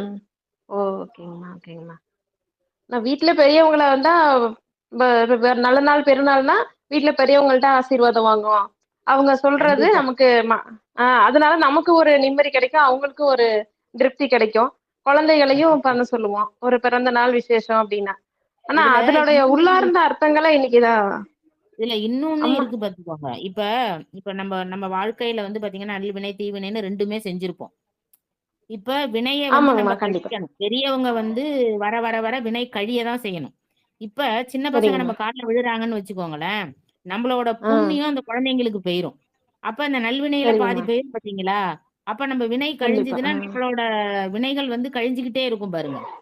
ம், ம். அதுக்காக தான் ஓகே. அந்த ஒரு இத ஏற்பாடு ஏற்பாடு பண்ணி வச்சிருப்பாங்களோன்னு எனக்கு தோணுது பாத்துக்கோங்க அது. சரிங்கம்மா, சரிங்கம்மா. சரியாவே இருக்குங்கம்மா. நாங்களும் ம். கரெக்ட்டா ஃபாலோ பண்ணிக்கிறோம். கண்டிப்பா, கண்டிப்பா. கண்டிப்பா. நிச்சயம், நிச்சயம். ரொம்ப நன்றிம்மா. நன்றிம்மா. நல்ல இவ்வளவு நேரம் வகுப்பு அழகா இருந்ததுங்கம்மா. அழகா இருந்ததுங்கம்மா வகுப்பு. அடுத்து சரி. இன்னும் போகாதா? அப்படின்லாம் யோசிக்கிற அளவுக்கு தாம்மா இருந்தது. ரொம்ப நன்றிங்கம்மா. அடுத்த இல்ல வாரம் இன்னைக்கு வரலாம் ரொம்ப சரி மழை நன்றிங்க. பாத்துக்கோங்க இங்க. ஆ, மழையாங்கம்மா? ஓ! ஆமா. இங்க சரி, சரி. சரி மழை. இங்க கிட்டத்தட்ட பாத்தீங்கன்னா, 1 மாசமா அப்படி மழை கொட்டிக்கிட்டு இருக்கு பாத்துக்கோங்க. அந்த மழையில தான் வந்துட்டு அவசர அவசரமா வந்து கண்டிப்பா, பாதியிலே தான் கண்டிப்பா. வர மாரி ஆயிருது பாத்துக்கோங்க. சரிங்க. நன்றிம்மா. மிக்க நன்றி ஜான்சி ராணி அம்மா. நன்றிங்க. நன்றிங்கம்மா. நன்றிங்கய்யா. கண்டிப்பா. வாங்க சாமி. வேற யாராவது பேச விரும்புறீங்களா? வந்து இடையில நிகழ்ச்சியில கலந்து கொண்டவங்க. அம்மாட்ட பேசுறீங்களா? பரமேஸ்வரி அம்மா, ஏதாவது சொல்லணும் விரும்புறீங்களா? தனலட்சுமி அம்மா? சரிங்க. பட்டம்மாள் அம்மா? எல்லாம் செவி வழி செய்தியோட கேட்டுட்டு அப்படியே இருக்காங்கன்னு நினைக்கிறேன். ஆமாங்க ஐயா. ஐயா நல்லா இருந்ததுங்க ஐயா. ஆ, சிவாய நான் இந்த லேட்டா தானங்க ஐயா வந்தேன். 9 மணிக்கா வந்தேங்க ஐயா. 9 மணிக்கு மேலயே வந்தேங்க ஐயா நான்.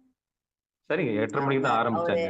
வணிகர் வணிகர் வந்து பெண்ணுக்கு பேர் வச்சான்னு சொன்னதுல இருந்து தாங்க ஐயா நான் வந்து கலந்துட்டேன். நல்ல செய்தி. சிவாய ஆமா, செய்தி. சிவாய கால்ல நல்லா விழுந்தது. ஆமா, இருந்ததுங்கம்மா. ஆமா. சிவாய நமம்மா. நன்றி, ரொம்ப நன்றி. நன்றிம்மா. நன்றி நன்றி. சிவாய செய்தி உள்வாங்குற விதம் இருக்கு. எடுத்து இயம்புற விதம் இருக்கு. சொல்ற விதம் இருக்கு. பரிபக்குவம் அடைந்தவர்கள் சொல்வதற்கும், பக்குவம் இல்லாதவர்கள் சொல்வதற்கும் நிறைய அந்த அறிவு நிலைக்கு ஏத்த மாரி தான் சொற்பொழிவு இருக்குமா. அந்த அறிவு கண்டிப்பா. அறிவு அந்த எல்லையை தொட்டவர்கள் எப்படி பேசுவாங்க? எல்லையை தொடாதவர்கள் எப்படி பேசுவாங்க? உணர்ந்தவர்கள் எப்படி பேசுவார்கள்? உணராதவர்கள் எப்படி பேசுவார்கள்ன்னு ஒரு அர்த்தம் இருக்கு. அதனால எல்லாரும் பேசிற முடியாது. அம்மாவுக்கு அந்த ஆற்றல் இறைவன் குடுத்திருக்கிறாருன்னா, அந்த எல்லைக்கு போயி, அவங்க எங்க பல்லக்குல இறங்கியிருப்பாங்க, எங்க நின்னு இருப்பாங்க, எவ்வளவு தூரம் இருந்திருக்கும், எங்க அந்த மணிமண்டபம் இருந்திருக்கும், அந்த இருட்டு எப்படி இருந்திருக்கும், பணம் அந்த பனஞ்சாலையில எப்படி இருந்திருக்கும், அந்த எல்லைக்கே போகக்கூடிய ஆற்றல நம்ம எல்லாம் அந்த அழைச்சிட்டு போறாங்க இல்லையா? அதான் கதை சொல்லுகிற விதம்னு சொல்லுவாங்க. இது புராணத்தை வந்து எடுத்து இயம்புற விதம் இருக்கு. சொல்லலாம் 2 பாட்டுல முடிச்சுட்டு நம்ம பாட்டு போயிட்டே இருக்கலாம். இதுதான். அப்போ ஆழமாக சிந்தித்தவர்களுக்கும், ஆழம் இல்லாமல் பேசுபவர்களுக்கும் வித்தியாசம் இருக்கு. அந்த வகையில அம்மா நம்ம எல்லாம் அந்த இடத்துக்கே கொண்டு போனாங்க. குலசேகரப்பட்டினம்னா என்னன்னே தெரியாது. நான் முன்ன பின்ன போனதில்ல. நாங்க அடியேன்லாம்.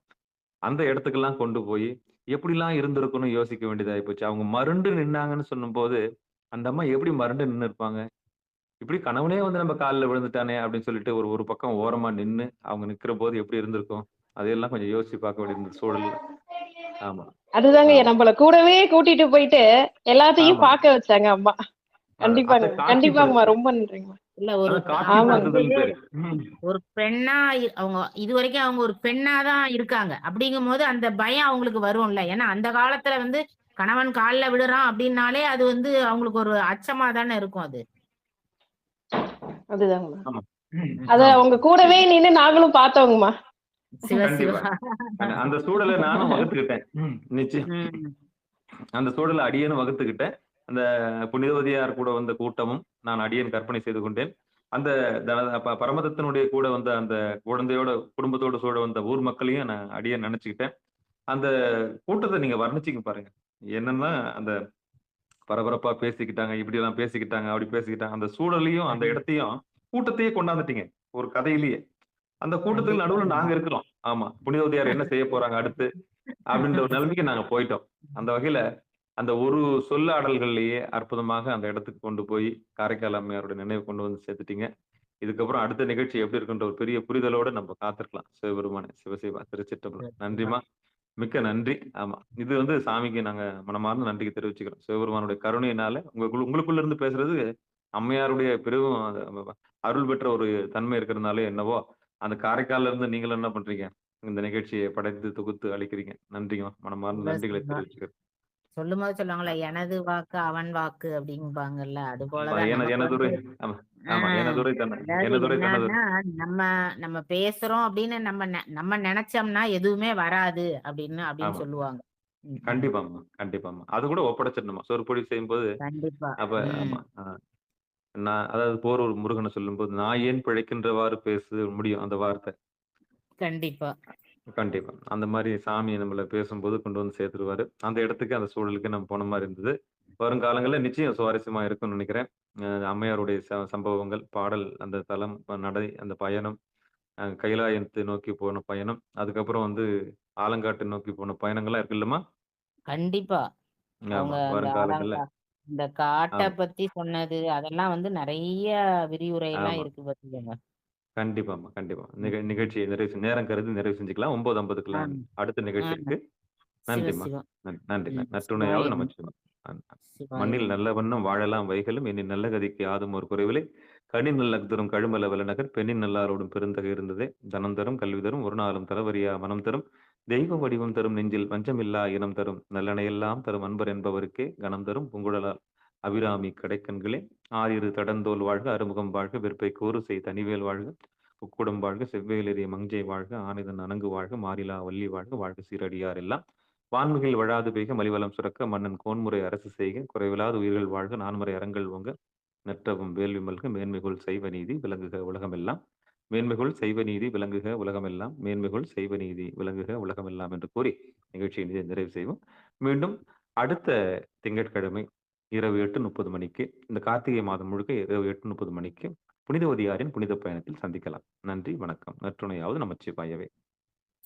அத்துணை அடியாருக்கும் என் வணக்கத்தையும் நன்றியையும் தெரிவித்துக் கொள்கிறேன். சிவாய நம. நன்றிம்மா, நன்றிம்மா, நன்றி.